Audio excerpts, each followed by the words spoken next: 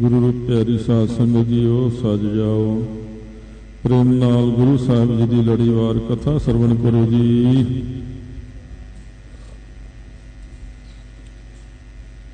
सतनाम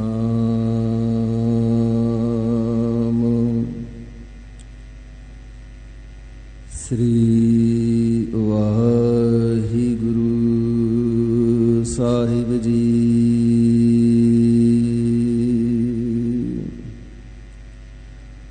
एक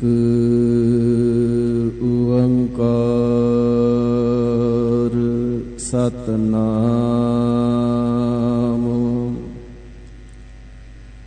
करता पुरखो निरभौ निर्वैर अकाल मूरत अजूनी सहभं गुर प्रसाद जापो। आद सच जुगाद सच है पी सच नानक होसी पी सच।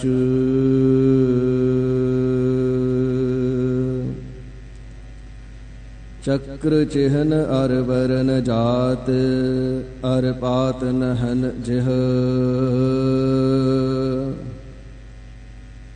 रूप रंग अर रेख पेख को कहना सकत किह।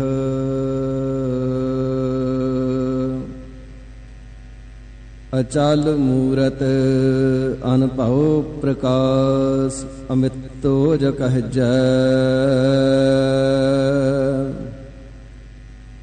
कोट इंद्र इंद्राण साहि सहाण गणजै।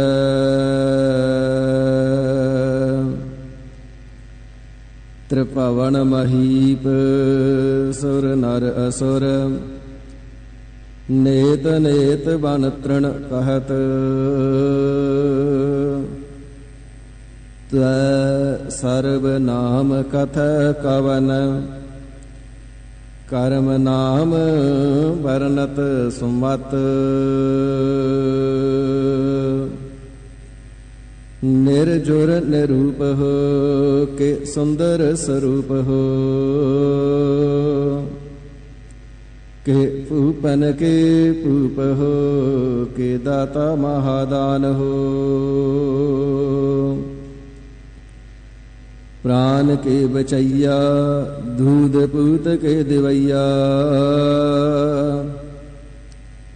रोग सोग के मिटैया के दौमानी महामान हो। विद्या के विचार हो के अद्वैत अवतार हो। के सिद्धता की सूरत हो के शुद्धता की शान हो। जोबन के जाल हो के काल हूँ के काल हो। के सत्रन के सूल हो के मित्रन के प्राण हो। जागत जोत जपै निस बासुर एक बिना मन नैक न आनै। पूरन प्रेम प्रतीत सजै व्रत गोर मढ़ी मट पूल न मानै। तीर्थ दान दया तप संजम एक बिना नह एक पशानै। पूरन जोत जगह घट में तब खालस ताहि न खालस जानै। जग और न याहि महात्म में अवतार उजागर आन कियाओ। तिनके दुख कोटिक दूर गए, मथुरा जिन अमृत नाम पियाओ। इह पद्धति ते मत चूके रे मन, भेद बभेद न जान बियाओ। परताशरद गुर अर्जुन का, हर पूरन ब्रह्म निवास लियाओ। जब लो नहीं पागल लार उदय, तब लाओ भ्रमते फिरते बहुत आयाओ। काल कोर समुद्र में बूढ़त थे, कबहू मिट है नहीं रे पछतायाओ। तात विचार यह मथुरा, जग तारन कौ अवतार बनायाओ।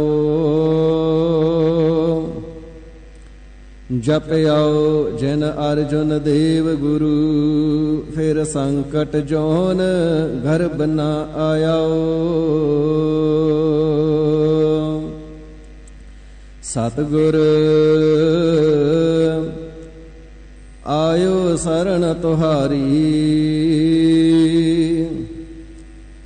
मिलै सुख नाम हर सोबा। चिंता लाहि हमारी, रहाओ अवर न सूझै दूजी ठाहर। हार पर्याओ तौ द्वारी, लेखा छोड़ अलेखा छूट है। हम निर्गुण लेह उबारी, सदबख सिंध सदा मिहरवाना। सबना दी अदारी, नानक दास संत पाछै परियो। राख लेहु इह बारी, जेता जियो पिंड सब तेरा। तू अंतर जामी पुरख भगवान।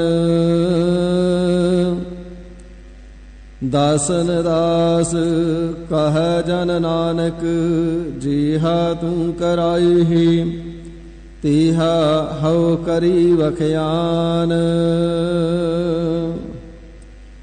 कहा बुद्ध प्रभ तुष हमारी, बरन सका महिमा जो तिहारी। हम ना सख्त कर सिफत तुम्हारी, आप ले हो तुम कथा सुधारी। हम ना सख्त कर सिफत तुम्हारी, आप ले हो तुम कथा सुधारी।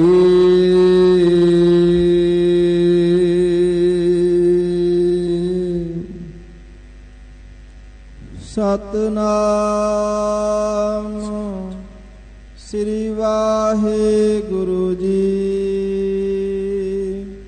सलोक आत्म जीता गुरमति, गुण गाए गोविंद। संत प्रसादी पे पह मिटे, नानक बिनसी चिंद। आत्म जीता गुरमति, गुण गाए गोविंद। संत प्रसादी पह मिटे, नानक बिनसी चिंद। पौड़ी अमावस आत्म सुखी भये, ਸੰਤੋਖ ਦਿਆ ਗੁਰਦੇਵ।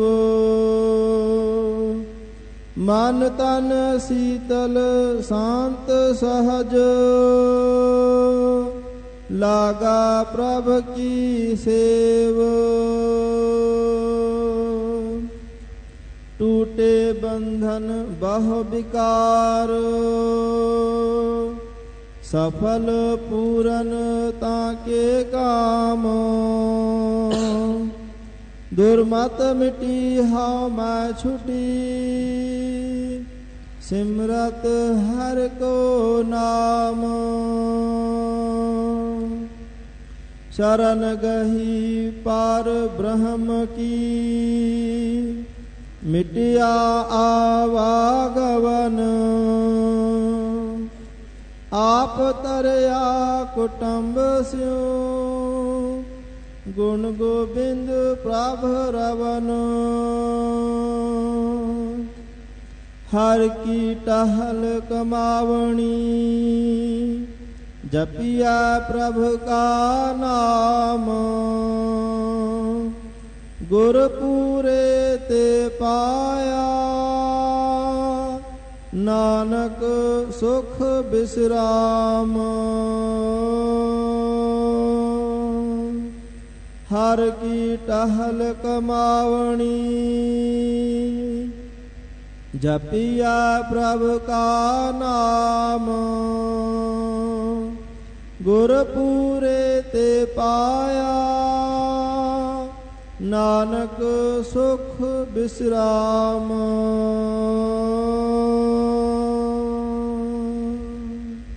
वाहिगुरु जी का खालसा, वाहिगुरु जी की फतेह। परम सन्मान जोग गुरु गरीब निवाज, वालिए कुल आलम नूरे कायनात, अकाल पुरख वाहिगुरु जी दे सरगुण स्वरूप। हरि अकाल पुरख वाहिगुरु जी दे प्रतख हाजर नाजर स्वरूप। गुर परमेश्वर कलगीधर दशमेश पिता, नीले दे शाह सवार। सरबंस दानी अमृत के दाते, पंथ दे वाली। आपे गुर चेला शमशेर बहादुर, साहिबे कमाल श्री गुरु गोबिंद सिंह साहिब सच्चे पातशाह जी महाराज।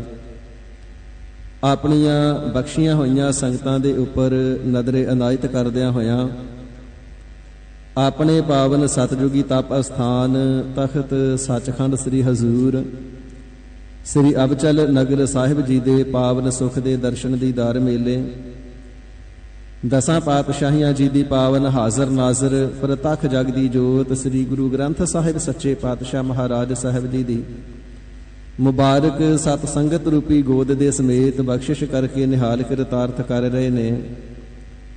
ਸਤ ਸੰਗੀ ਜਨਾਂ ਨੇ ਸਤਿਗੁਰਾਂ ਦੇ ਮੁਬਾਰਕ ਚਰਨਾਂ ਵਿਖੇ ਆ ਕਰਕੇ ਹਾਜ਼ਰੀਆਂ ਭਰ ਕੇ ਪਾਵਨ ਅੰਮ੍ਰਿਤਮਈ ਗੁਰਬਾਣੀ ਦੁਆਰਾ ਆਤਮਿਕ ਆਨੰਦ ਨੂੰ ਮਾਣਿਆ ਹੈ। ਗਰੀਬ ਨਿਵਾਜ ਸਤਿਗੁਰਾਂ ਦੇ ਦਰਬਾਰ ਦੀ ਰੋਜ਼ਾਨਾ ਦੀ ਮਰਿਆਦਾ ਦੇ ਅਨੁਸਾਰ ਵੇਲਾ ਹੈ।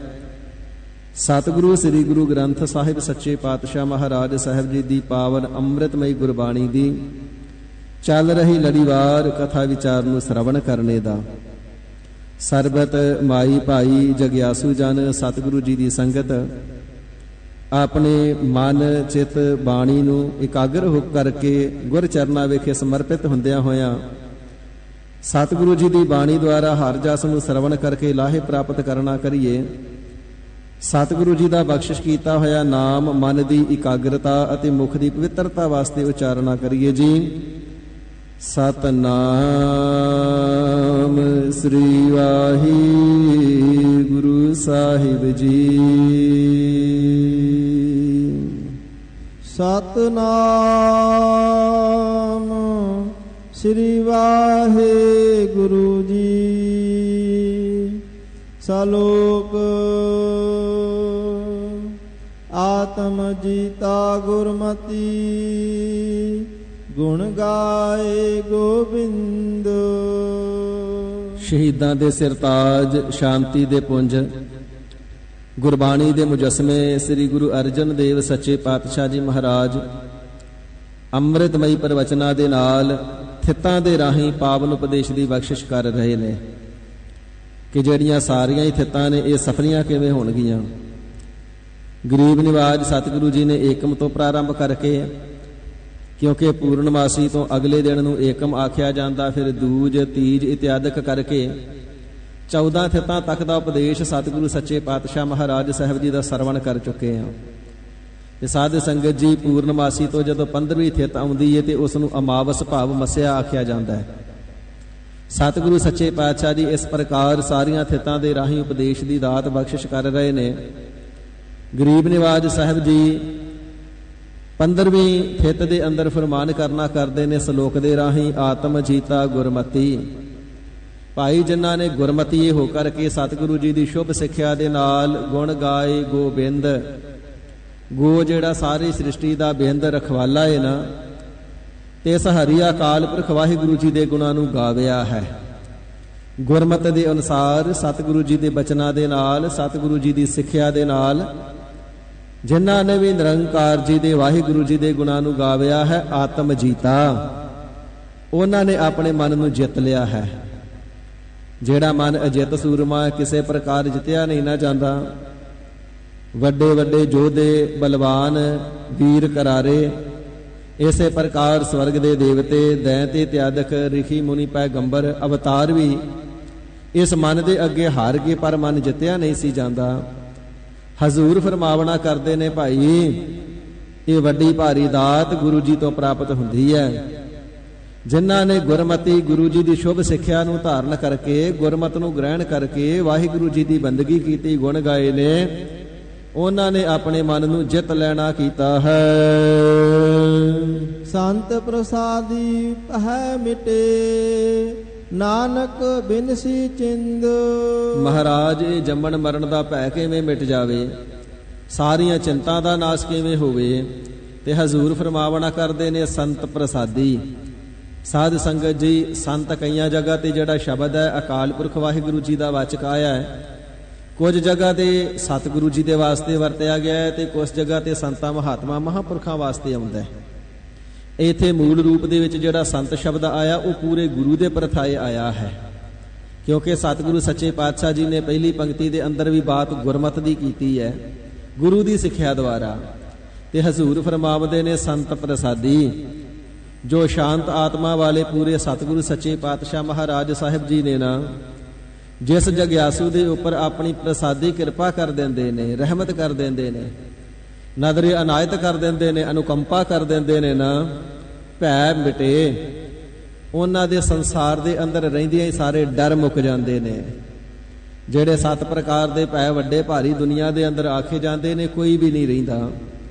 ਉਹਨਾਂ ਦਾ ਦੁਨੀਆ ਦੇ ਅੰਦਰ ਰਹਿੰਦਿਆਂ ਹੋਇਆਂ, ਸਰੀਰ ਦੇ ਅੰਦਰ ਵਸਦਿਆਂ ਹੋਇਆਂ ਹੀ ਸਤਿਗੁਰੂ ਜੀ ਦੇ ਪਾਵਨ ਉਪਦੇਸ਼ਾਂ ਦੀ ਕਮਾਈ ਕਰਦਿਆਂ, ਸਤਿਗੁਰੂ ਜੀ ਦੀ ਕਿਰਪਾ ਦੇ ਨਾਲ ਜੰਮਾਂ ਦਾ ਡਰ ਵੀ ਮੁੱਕ ਜਾਂਦਾ ਹੈ। ਜੰਮਣ ਮਰਨ ਦਾ ਵੀ ਕਿਸੇ ਪ੍ਰਕਾਰ ਡਰ ਨਹੀਂ ਰਹਿ ਜਾਂਦਾ ਹੈ। ਹਜ਼ੂਰ ਫਰਮਾਉਂਦੇ ਹਨ, ਨਾਨਕ ਬਿਨਸੀ ਚਿੰਦ, ਤਿੰਨਾਂ ਦੀਆਂ ਸਾਰੀਆਂ ਚਿੰਤਾਵਾਂ ਵੀ ਨਾਸ਼ ਹੋ ਜਾਂਦੀਆਂ ਨੇ। ਕਿਸੇ ਪ੍ਰਕਾਰ ਦੁੱਖ ਜਨ ਦਰਦ ਦੀ ਚਿੰਤਾ ਹੀ ਨਹੀਂ ਰਹਿੰਦੀ ਹੈ। ਹਜ਼ੂਰ ਵੱਡੀਆਂ ਭਾਰੀ ਵਿਪਤਾ ਤੇ ਸਭਨਾਂ ਨੂੰ ਹੀ ਪੈ ਜਾਂਦੀਆਂ ਨੇ, ਬਖੇੜੇ ਸਭਨਾਂ ਦੇ ਜੀਵਨ ਚ ਆਉਂਦੇ ਨੇ। ਤੇ ਪਾਤਸ਼ਾਹ ਜੀ ਫਰਮਾਨ ਕਰਨਾ ਕਰਦੇ ਨੇ, ਜੇ ਐਸੇ ਪਿਆਰਿਆਂ ਦੇ ਉੱਪਰ ਦੁੱਖਾਂ ਦਾ ਪਹਾੜ ਵੀ ਆ ਡਿੱਗੇ ਨਾ, ਤੇ ਵਾਹਿਗੁਰੂ ਜੀ ਉਹਨਾਂ ਨੂੰ ਜਰਨ ਸ਼ਕਤੀ ਐਸੀ ਬਖਸ਼ ਦਿੰਦੇ ਨੇ, ਬਿਨਸੈ ਚਿੰਦ, ਸਾਡੇ ਪਾਸੋਂ ਦੁੱਖ ਝੱਲਿਆ ਨਹੀਂ ਜਾਣਾ, ਐਸੀ ਉਹਨਾਂ ਦੀ ਚਿੰਤਾ ਹੀ ਮੁੱਕ ਜਾਂਦੀ ਹੈ। ਸੰਸਾਰ ਦੇ ਲੋਕ ਮੋਹ ਦੇ ਮਾਰੇ ਕਿਤੇ ਸਰੀਰਾਂ ਦਾ ਵਿਛੋੜਾ ਨਹੀਂ ਝੱਲ ਸਕਦੇ, ਇਸੇ ਪ੍ਰਕਾਰ ਮਾਇਆ ਦਾ ਅਭਾਵ ਹੋ ਜਾਵੇ ਤੇ ਨਹੀਂ ਝੱਲ ਸਕਦੇ, ਆਤਮ ਹੱਤਿਆ ਕਰ ਲੈਂਦੇ ਨੇ, ਜਾਨਾਂ ਦੇ ਦਿੰਦੇ, ਖੁਦਕੁਸ਼ੀਆਂ ਕਰ ਲੈਂਦੇ ਨੇ। ਪਰ ਪਾਤਸ਼ਾਹ ਜੀ ਫਰਮਾਉਂਦੇ ਨੇ, ਜਿਨ੍ਹਾਂ ਨੂੰ ਵਾਹਿਗੁਰੂ ਜੀ ਨੇ ਸਰਗੁਣ ਸਰੂਪ ਹੋ ਕਰਕੇ ਗੁਰੂ ਰੂਪ ਰਾਹੀਂ ਆਪਣੀ ਪ੍ਰਸਾਦੀ ਕਿਰਪਾ ਦੀ ਦਾਤ ਬਖਸ਼ਿਸ਼ ਕਰਨ ਦੇਣਾ ਕੀਤੀ ਹੈ ਨਾ, ਵੱਡੇ ਭਾਰੀ ਦੁੱਖ ਕਲੇਸ਼ ਉਹਨਾਂ ਦੀ ਜ਼ਿੰਦਗੀ ਦੇ ਅੰਦਰ ਆ ਜਾਣ, ਜੀਵਨ ਦੇ ਅੰਦਰ ਆ ਜਾਣ, ਤਾਂ ਵੀ ਉਹਨਾਂ ਦਾ ਮਨ ਐਸੀ ਚੜ੍ਹਦੀ ਕਲਾ ਦੇ ਅੰਦਰ ਰਹਿੰਦਾ ਹੈ। ਖਿੜੇ ਮੱਥੇ ਤੇ ਇਸ ਨੂੰ ਪ੍ਰਵਾਨ ਕਰਦੇ ਨੇ, ਸਾਰੀਆਂ ਚਿੰਤਾਵਾਂ ਹੀ ਮੁੱਕ ਜਾਂਦੀਆਂ ਨੇ। ਦੁੱਖ ਆ ਗਿਆ ਝੱਲਾਂਗੇ ਕਿਵੇਂ, ਵਿਪਤਾ ਆ ਗਈ ਕਿਵੇਂ ਝੱਲਾਂਗੇ, ਇਸ ਪ੍ਰਕਾਰ ਦੀ ਵੀ ਚਿੰਤਾ ਮਨ ਦੇ ਅੰਦਰ ਨਹੀਂ ਰਹਿ ਜਾਂਦੀ। ਕਿਸੇ ਪ੍ਰਕਾਰ ਦਾ ਝੋਰਾ ਵਿਜੋਗ ਵੀ ਤਿੰਨਾਂ ਦੇ ਮਨ ਦੇ ਅੰਦਰ ਨਹੀਂ ਰਹਿ ਜਾਂਦਾ ਹੈ ਜੀ। ਪੌੜੀ ਅਮਾਵਸ ਆਤਮ ਸੁਖੀ ਪਹਾਏ, ਸੰਤੋਖ ਦੀਆ ਗੁਰਦੇਵ। हे सच्चे पातशाह जी, ਇਹ ਜਿਹੜਾ ਮਨ ਹੈ ਇਹ ਸੁਖ ਸਰੂਪ ਦੇ ਵਿੱਚ ਕਿਵੇਂ ਸਮਾਵੇ, ਸੁਖੀ ਕਿਵੇਂ ਹੋ ਸਕਦਾ ਹੈ। ਪਾਤਸ਼ਾਹ ਜੀ ਪੌੜੀ ਰਾਹੀਂ ਫਰਮਾਨ ਕਰਦੇ ਨੇ, ਅਮਾਵਸ, ਅਮਾਵਸ ਨਾਮ ਮੱਸਿਆ ਦਾ ਹੈ। ਪੂਰਨਮਾਸੀ ਤੋਂ ਆਰੰਭ ਹੋ ਕਰਕੇ 14 ਥਿੱਤਾਂ ਦੇ ਵਿੱਚ ਚੰਦਰਮਾ ਘਟਦਾ ਘਟਦਾ ਘਟਦਾ ਜਿਸ ਦਿਨ ਦਿਖਾਈ ਦੇਣਾ ਬਿਲਕੁਲ ਬੰਦ ਹੋ ਜਾਂਦਾ ਨਾ, ਉਸ ਨੂੰ ਫਿਰ ਅਮਾਵਸ ਆਖਿਆ ਜਾਂਦਾ ਹੈ, ਮੱਸਿਆ ਆਖਿਆ ਜਾਂਦਾ ਹੈ। ਸੋ ਇਸ ਪ੍ਰਕਾਰ ਹਨੇਰੇ ਵਾਲੀ ਰਾਤ ਦਾ ਨਾਮ ਅਮਾਵਸ ਹੈ। ਪਾਤਸ਼ਾਹ ਜੀ ਫਰਮਾਨ ਕਰਨਾ ਕਰਦੇ ਨੇ, ਅਮਾਵਸ ਰਾਹੀਂ ਭਾਈ ਸੰਤੋਖ ਦੀਆ ਗੁਰਦੇਵ, ਪੂਰੇ ਗੁਰਦੇਵ ਪਿਤਾ ਜੀ ਨੇ ਜਿਨ੍ਹਾਂ ਦੇ ਹਿਰਦੇ ਨੂੰ ਸੰਤੋਖ ਦੀ ਦਾਤ ਦੇ ਦੇਣਾ ਕੀਤੀ ਹੈ ਨਾ, ਆਤਮ ਸੁਖੀ ਭਏ, ਉਹਨਾਂ ਦੇ ਚਤੁਸ਼ਟੇ ਹੀ ਸੁਖੀ ਹੋ ਗਏ ਨੇ। ਮਨ, ਚਿੱਤ, ਬੁੱਧ, ਅਹੰਕਾਰ ਚਾਰਾਂ ਨੂੰ ਮਿਲਾ ਕਰਕੇ ਅੰਤਸ਼ਕਰਨ ਬਣਦਾ ਹੈ। ਸੋ ਚਾਰ ਹੋਣੇ ਕਰਕੇ ਇਹਨਾਂ ਨੂੰ ਚਤੁਸ਼ਟੇ ਵੀ ਆਖਿਆ ਜਾਂਦਾ ਹੈ। ਪਾਤਸ਼ਾਹ ਜੀ ਫਰਮਾਨ ਕਰਨਾ ਕਰਦੇ ਨੇ, ਭਾਈ ਉਹਨਾਂ ਦੇ ਚਤੁਸ਼ਟੇ ਮਨ, ਚਿੱਤ, ਬੁੱਧ, ਅਹੰਕਾਰ ਸਾਰੇ ਨਿਰਮਲ ਹੋ ਗਏ ਨੇ। ਉਹਨਾਂ ਦਾ ਜਿਹੜਾ ਅੰਤਸ਼ਕਰਨ ਹੈ ਉਹ ਸੁਖੀ ਹੋਇਆ ਹੈ, ਜਿਨ੍ਹਾਂ ਨੂੰ ਸਤਿਗੁਰੂ ਜੀ ਨੇ ਕਿਰਪਾਲਤਾ ਕਰਕੇ ਸੰਤੋਖ ਦੀ ਦਾਤ ਬਖਸ਼ੀ ਹੈ। ਸਾਧ ਸੰਗਤ ਜੀ, ਇਹ ਜਿਹੜਾ ਆਤਮ ਸ਼ਬਦ ਹੈ ਇਹ 2 ਵਾਰ ਆ ਗਿਆ ਹੈ। ਪਹਿਲਾ ਸ਼ਲੋਕ ਦੀ ਪ੍ਰਾਰੰਭਤਾ ਆਤਮ ਤੋਂ ਹੋਈ ਹੈ, ਆਤਮ ਜੀਤਾ। ਉਥੇ ਸੰਪਰਦਾਵਾਂ ਦੇ ਅਨੁਸਾਰ ਜੋ ਸੰਪਰਦਾਈ ਅਰਥ ਬਣਦੇ ਨੇ, ਆਤਮ ਦਾ ਅਰਥ ਹੈ ਮਨ। ਤੇ ਜਦੋਂ ਹੁਣ ਪੌੜੀ ਦੀ ਪ੍ਰਾਰੰਭਤਾ ਹੋਈ ਹੈ, ਸਤਿਗੁਰੂ ਜੀ ਮੱਸਿਆ ਦੇ ਰਾਹੀਂ ਉਪਦੇਸ਼ ਦਿੰਦੇ ਨੇ, ਫਿਰ ਸ਼ਬਦ ਆਤਮ ਆਇਆ ਹੈ। ਅਮਾਵਸ ਆਤਮ ਸੁਖੀ ਭਏ, ਪਰ ਇੱਥੇ ਜਿਹੜਾ ਆਤਮ ਹੈ ਇਸ ਦਾ ਨਾ ਤੇ ਅਰਥ ਆਤਮਾ ਹੈ ਤੇ ਨਾ ਮਨ ਹੈ। ਇੱਥੇ ਆਤਮ ਦਾ ਅਰਥ ਹੈ ਅੰਤਸ਼ਕਰਨ।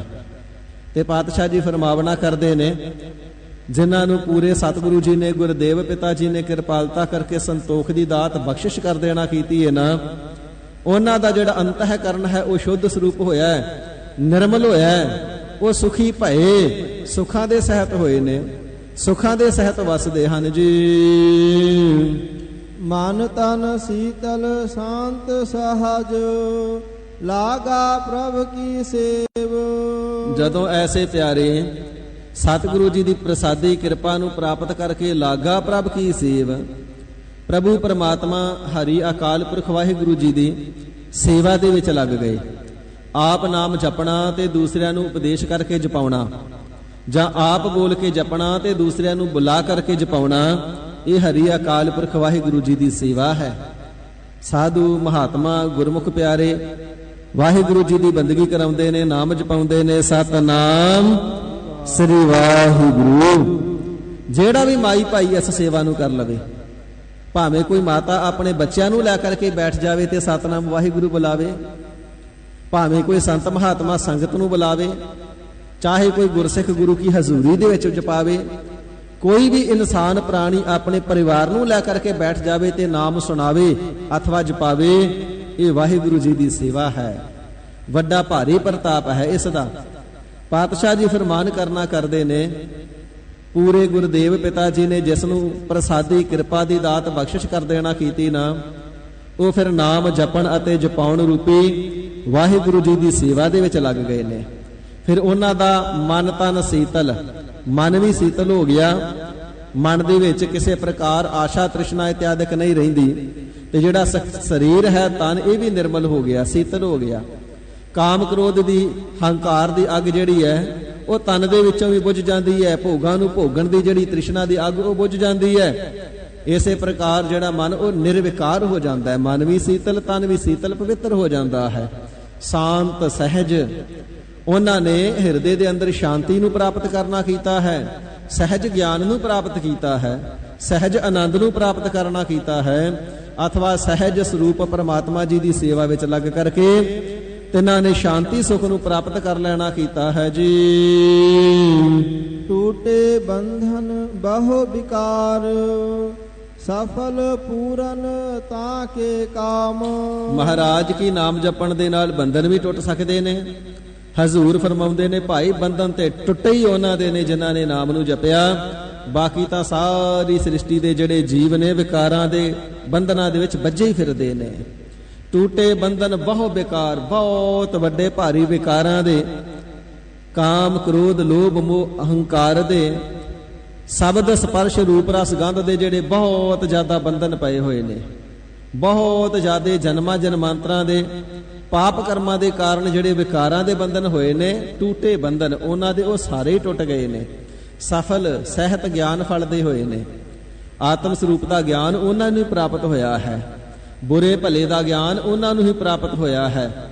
ਮਨਮਤ ਕਰਨੀ ਬੁਰਾ ਕਰਮ ਹੈ, ਗੁਰਮਤਿ ਦੇ ਅਨੁਸਾਰ ਜੀਵਨ ਬਤੀਤ ਕਰਨਾ ਇਹ ਭਲਾ ਕਰਮ ਹੈ। ਇਸ ਪ੍ਰਕਾਰ ਦਾ ਗਿਆਨ ਉਹਨਾਂ ਗੁਰਮਤੀਆਂ ਨੂੰ ਹੀ ਪ੍ਰਾਪਤ ਹੋਇਆ ਜਿਨ੍ਹਾਂ ਦੇ ਉੱਪਰ ਸਤਿਗੁਰੂ ਜੀ ਦੀ ਪ੍ਰਸਾਦੀ ਕਿਰਪਾ ਹੋਈ ਹੈ। ਸੋ ਇਸ ਪ੍ਰਕਾਰ ਗਿਆਨ ਫਲ ਦੇ ਸਹਿਤ ਹੋਏ ਨੇ ਤੇ ਸਤਿਗੁਰੂ ਸੱਚੇ ਪਾਤਸ਼ਾਹ ਜੀ ਦੀ ਬਖਸ਼ਿਸ਼ ਪ੍ਰਾਪਤ ਕਰਕੇ ਆਤਮ ਗਿਆਨ ਰੂਪੀ ਫਲ ਦੇ ਸਹਿਤ ਪ੍ਰਾਪਤ ਹੋਇਆ ਹੈ ਉਹਨਾਂ ਨੂੰ। ਕਹਿਣ ਤੋਂ ਭਾਵ ਪਾਰ ਬ੍ਰਹਮ ਪਰਮਾਤਮਾ ਜੀ ਦੀ ਪ੍ਰਾਪਤੀ ਦਾ ਗਿਆਨ ਤਿੰਨਾਂ ਨੂੰ ਹੀ ਮਿਲਿਆ ਹੈ। ਵਾਹਿਗੁਰੂ ਜੀ ਨੂੰ ਪ੍ਰਾਪਤ ਕਰਨਾ ਤਿੰਨਾਂ ਨੇ ਹੀ ਪਾਇਆ ਹੈ। ਵਾਹਿਗੁਰੂ ਜੀ ਦੀ ਗਿਆਨ ਦੀ ਪ੍ਰਾਪਤੀ ਦਾ ਨਾਮ ਹੀ ਬ੍ਰਹਮ ਗਿਆਨ ਹੈ। ਬ੍ਰਹਮ ਦੀ ਪ੍ਰਾਪਤੀ ਦਾ ਗਿਆਨ, ਬ੍ਰਹਮ ਨੂੰ ਪ੍ਰਾਪਤ ਕਰ ਲਿਆ, ਉਸ ਦੀਆਂ ਬਖਸ਼ਿਸ਼ਾਂ ਦਾ ਗਿਆਨ।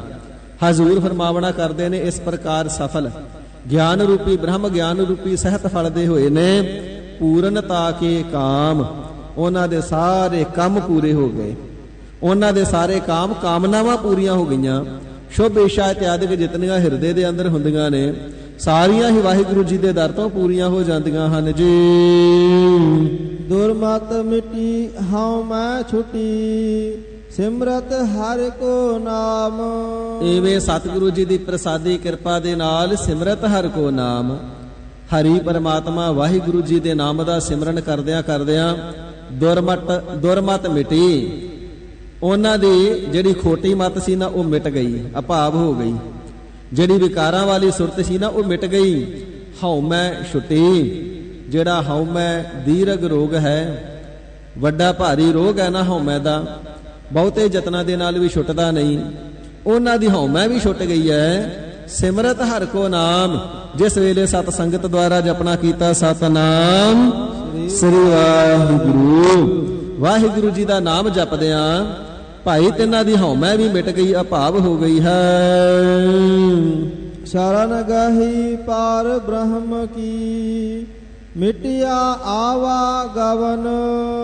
ਜਿਨ੍ਹਾਂ ਨੇ ਗੁਰ ਪਰਮੇਸ਼ਰ ਜੀ ਦੀ ਉਪਦੇਸ਼ ਦੀ ਦਾਤ ਨੂੰ ਪ੍ਰਾਪਤ ਕਰਕੇ ਹਰੀ ਅਕਾਲ ਪੁਰਖ ਵਾਹਿਗੁਰੂ ਜੀ ਦੀ ਸ਼ਰਨ ਨੂੰ ਗ੍ਰਹਿਣ ਕਰਨਾ ਕੀਤਾ ਹੈ। ਸ਼ਰਨ ਗਹੀ ਪਾਰ ਬ੍ਰਹਮ ਕੀ, ਜੋ ਪਾਪਾ ਪੁੰਨਾਂ ਤੋਂ ਪਰੇ ਵਿਆਪਕ ਸਰੂਪ ਬ੍ਰਹਮ ਹੈ ਨਾ, ਤੇ ਇਸ ਦੀ ਸ਼ਰਨ ਜਿਨ੍ਹਾਂ ਨੇ ਪ੍ਰਾਪਤ ਕਰਨਾ ਕੀਤੀ ਹੈ।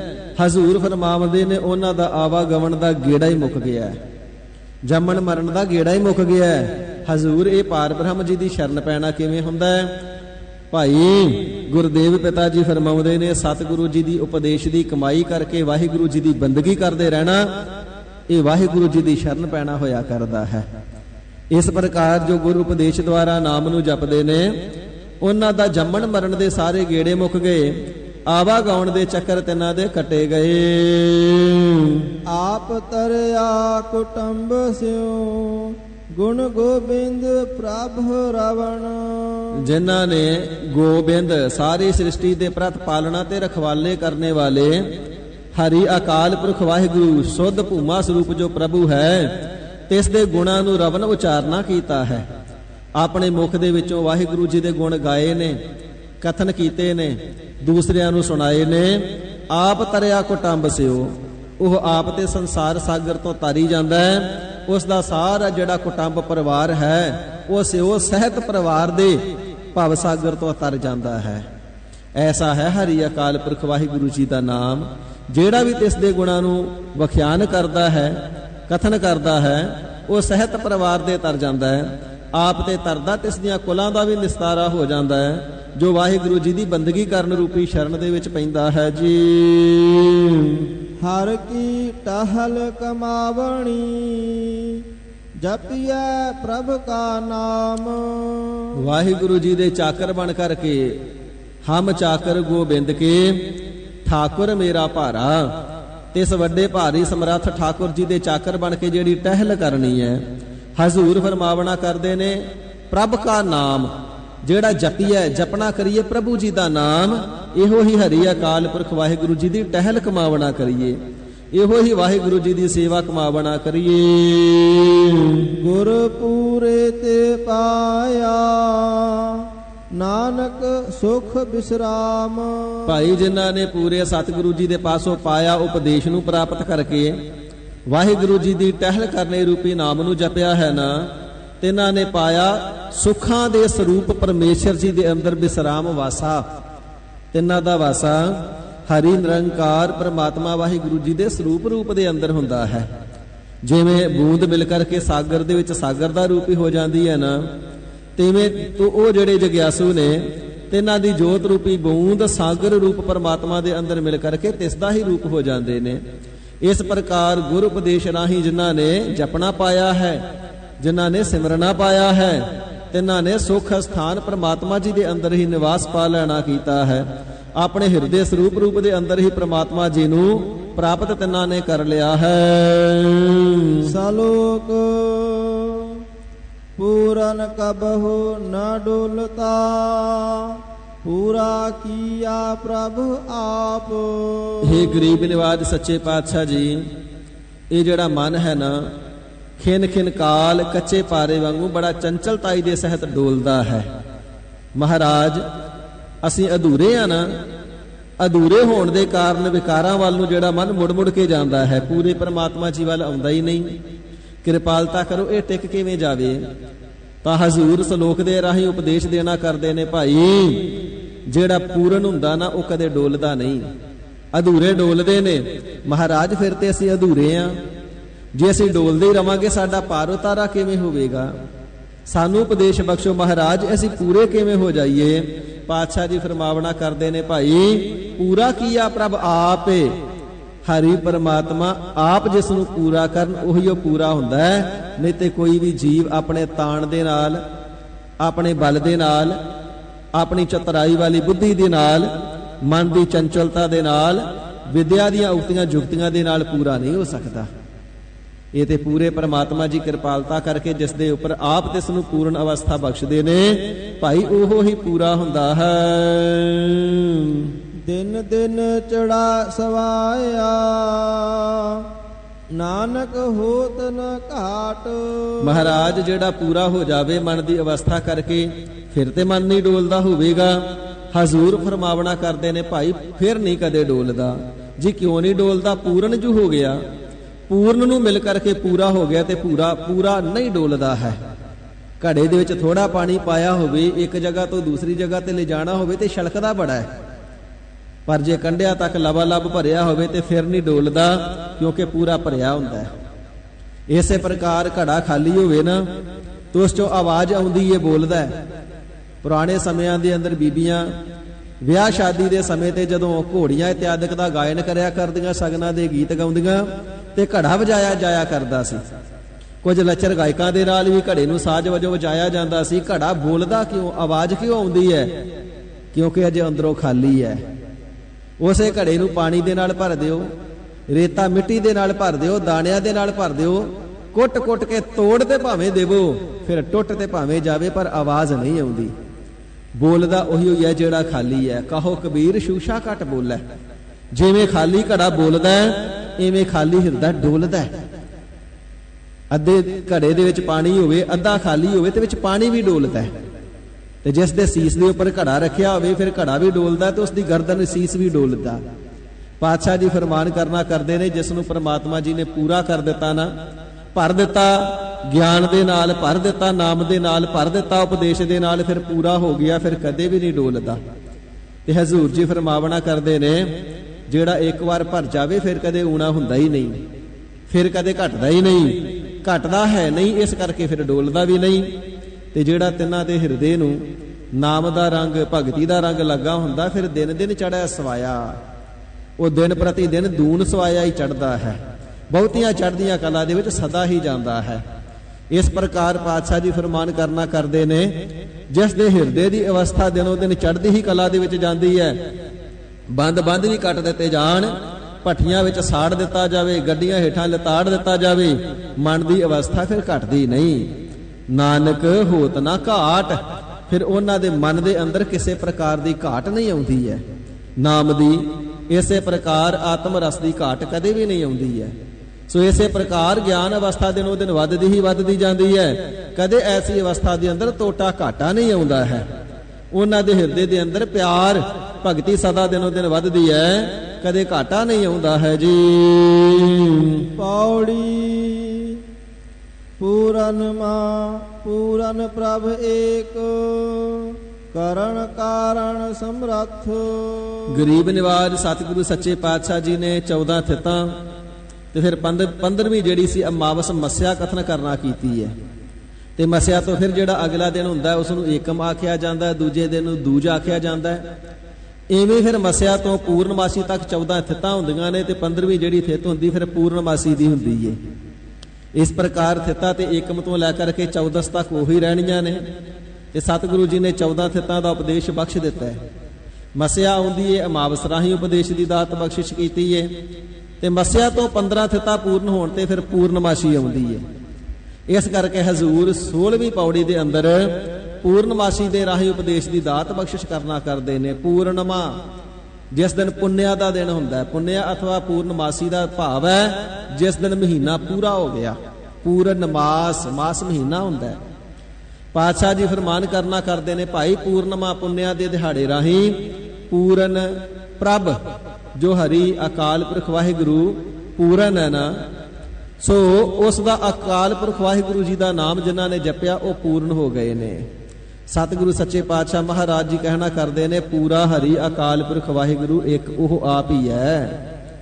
ਪੂਰਨਮਾ ਪੂਰਨ ਪ੍ਰਭ ਭਏ ਹਰੀ ਅਕਾਲ ਪੁਰਖ ਵਾਹਿਗੁਰੂ ਜੀ ਪੂਰੇ ਹੋਏ ਨੇ ਤੇ ਸਭਨਾਂ ਨੂੰ ਉਪਦੇਸ਼ ਦੇ ਕਰਕੇ ਗੁਰੂ ਰੂਪ ਹੋ ਕਰਕੇ ਪੂਰੇ ਕਰਨ ਵਾਲੇ ਨੇ ਜੀ। ਇੱਥੇ ਪੂਰੇ ਦਾ ਬਚਨ ਕਿਉਂ ਕੀਤਾ ਹੈ ਭਾਈ? ਤਾਂ ਕੀਤਾ ਹੈ ਜਿਸ ਦਿਨ ਪੂਰਨਮਾ ਪੁੰਨਿਆ ਦਾ ਦਿਨ ਹੁੰਦੇ ਕਹਿੰਦੇ ਅੱਜ ਚੰਦਰਮਾ ਪੂਰਾ ਹੋ ਗਿਆ ਹੈ ਤੇ ਪਾਤਸ਼ਾਹ ਜੀ ਫਰਮਾਉਂਦੇ ਨੇ ਇਹ ਤੇ ਜਿਹੜਾ ਪੂਰਾ ਹੋਇਆ ਥੋੜੇ ਸਮੇਂ ਦਾ ਫਿਰ ਘਟੇਗਾ, ਫਿਰ ਵਧੇਗਾ, ਫਿਰ ਘਟੇਗਾ।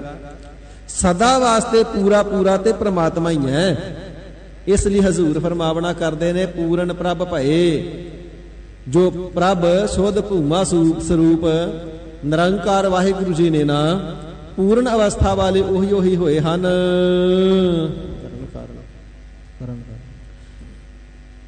ਕਰਨ ਕਾਰਨ ਸਮਰੱਥ ਜਿਹੜੇ ਪ੍ਰਭੂ ਪਰਮਾਤਮਾ ਜੀ ਸਾਰੇ ਹੀ ਕਾਰਨਾਂ ਨੂੰ ਕਰਨ ਦੇ ਸਮਰੱਥ ਨੇ ਉਹ ਪੂਰੇ ਹੋਏ ਨੇ। ਤੇ ਜਿਹੜਾ ਐਸਾ ਕਰਨ ਕਾਰਨ ਸਮਰੱਥ ਪਰਮਾਤਮਾ ਹੈ ਨਾ, ਜਿਹੜਾ ਵੀ ਜੀਵ ਜਿਹੜਾ ਵੀ ਜਗਿਆਸੂ ਉਸ ਦੀ ਬੰਦਗੀ ਦੇ ਅੰਦਰ ਜੁੜ ਗਿਆ, ਉਸ ਦੇ ਨਾਮ ਦੇ ਅੰਦਰ ਜੁੜ ਗਿਆ, ਭਾਈ ਵਾਹਿਗੁਰੂ ਜੀ ਦੇ ਨਾਲ ਜੁੜ ਕਰਕੇ ਉਹ ਪੂਰਾ ਹੋਇਆ ਹੈ। ਜੀ ਜੰਤ ਦਿਆਲ ਪੁਰਖ ਸਭ ਉਪਰ ਜਾਂ ਕਾ ਹੱਥ। ਉਹ ਪੂਰਾ ਹੈ ਸਾਰਿਆਂ ਜੀਵਾਂ ਦੇ ਉੱਪਰ ਜਿਸ ਦਾ ਕਿਰਪਾ ਰੂਪੀ ਹੱਥ ਹੈ, ਜਿਸ ਦਾ ਬਖਸ਼ਿਸ਼ ਦਇਆਲਤਾ ਰੂਪੀ ਹੱਥ ਹੈ। ਜੀ ਜੰਤ ਦਇਆਲ ਪੁਰਖ ਉਹ ਕਰਤਾ ਪੁਰਖ ਉਹ ਸਰਬ ਵਿਆਪੀ ਪਰਮਾਤਮਾ ਸਾਰਿਆਂ ਜੀਵਾਂ ਅਤੇ ਜਨਤਾ ਦੇ ਉੱਪਰ ਆਪਣੀ ਦਇਆਲਤਾ ਕਰਨੇ ਵਾਲਾ, ਕਿਉਂਕਿ ਦਇਆ ਦਾ ਘਰ ਹੈ।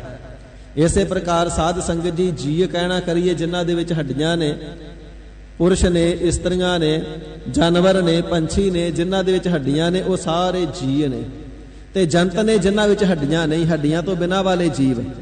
ਜੂਆਂ, ਲੀਖਾਂ, ਧੱਖਾਂ, ਚਮਜੂਆਂ, ਚਿੱਚੜ, ਗਡੋਏ, ਜੋਕਾਂ, ਬਹੁਤ ਜੀਵ ਐਸੇ ਨੇ। ਸੋ ਫਸਲਾਂ ਨੂੰ ਬੇਅੰਤ ਪ੍ਰਕਾਰ ਦੀ ਸੁੰਡੀ ਪੈਂਦੀ, ਕੀੜੇ ਪੈਂਦੇ, ਉਹਨਾਂ 'ਚ ਹੱਡੀ ਹੁੰਦੀ ਹੀ ਨਹੀਂ। ਉਹਨਾਂ ਸਾਰਿਆਂ ਨੂੰ ਜੰਤ ਆਖਿਆ ਜਾਂਦਾ ਹੈ। ਪਾਤਸ਼ਾਹ ਜੀ ਫਰਮਾਨ ਕਰਨਾ ਕਰਦੇ ਨੇ ਹਰੀ ਅਕਾਲ ਪੁਰਖ ਵਾਹਿਗੁਰੂ ਹੈ ਨਾ ਜੋ ਸਾਰਿਆਂ ਜੀਵਾਂ ਜਨਤਾ ਦੇ ਉੱਪਰ ਦਇਆਲਤਾ ਕਰਕੇ ਤਿੰਨਾਂ ਦਾ ਭਰਨ ਪੋਸ਼ਣ ਕਰਨ ਵਾਲਾ ਹੈ। ਐਸਾ ਜੋ ਸਰਬ ਵਿਆਪੀ ਪ੍ਰਮਾਤਮਾ ਹੈ, ਸਭ ਉੱਪਰ ਜਾ ਕਾ ਹੱਥ, ਜਾ ਕਾ ਜਿਸ ਦਾ ਕਿਰਪਾ ਰੂਪੀ ਹੱਥ ਸਾਰਿਆਂ ਜੀਵਾਂ ਜੰਤੂਆਂ ਦੇ ਉੱਪਰ ਹੈ ਜੀ। ਗੁਣ ਨਿਧਾਨ ਗੋਬਿੰਦ ਗੁਰ ਕੀਆ ਜਾ ਕਾ ਹੋਏ। ਉਹ ਵਾਹਿਗੁਰੂ ਗੁਣ ਨਿਧਾਨ ਗੁਣਾਂ ਦਾ ਖਜ਼ਾਨਾ ਹੈ। ਜਿਵੇਂ ਸਾਰੇ ਪਾਣੀਆਂ ਦਾ ਖਜ਼ਾਨਾ ਸਾਗਰ ਹੈ ਨਾ, ਇਵੇਂ ਸਾਰਿਆਂ ਗੁਣਾਂ ਦਾ ਖਜ਼ਾਨਾ ਵਾਹਿਗੁਰੂ ਹੈ। ਇਸ ਕਰਕੇ ਤੇ ਇਸ ਨੂੰ ਗੁਣੀ ਨਿਧਾਨ ਆਖਿਆ ਜਾਂਦਾ ਹੈ। ਅਥਾਹ ਗੁਣਾਂ ਦਾ ਸਾਗਰ ਹੈ ਗੋਬਿੰਦ। ਗੋ ਦਾ ਅਰਥ ਹੈ ਸ੍ਰਿਸ਼ਟੀ, ਬਿੰਦ ਦਾ ਅਰਥ ਹੈ ਰਖਵਾਲੀ ਕਰਨੇ ਵਾਲਾ, ਪ੍ਰਤਪਾਲਣਾ ਕਰਨੇ ਵਾਲਾ, ਸਾਰੀ ਸ੍ਰਿਸ਼ਟੀ ਦੀ ਰਖਵਾਲੀ ਕਰਨੇ ਵਾਲਾ ਉਹ ਪ੍ਰਮਾਤਮਾ ਹੈ। ਗੋ ਦਾ ਅਰਥ ਹੈ ਬਾਣੀ, ਬਿੰਦ ਦਾ ਅਰਥ ਹੈ ਜਾਣਨਾ। ਜੋ ਹਰੀ ਅਕਾਲ ਪੁਰਖ ਵਾਹਿਗੁਰੂ ਪ੍ਰਮਾਤਮਾ ਜੀ ਤੇ ਇਸ ਨੂੰ ਬਾਣੀ ਦੁਆਰਾ ਜਾਣਿਆ ਜਾਂਦਾ ਹੈ।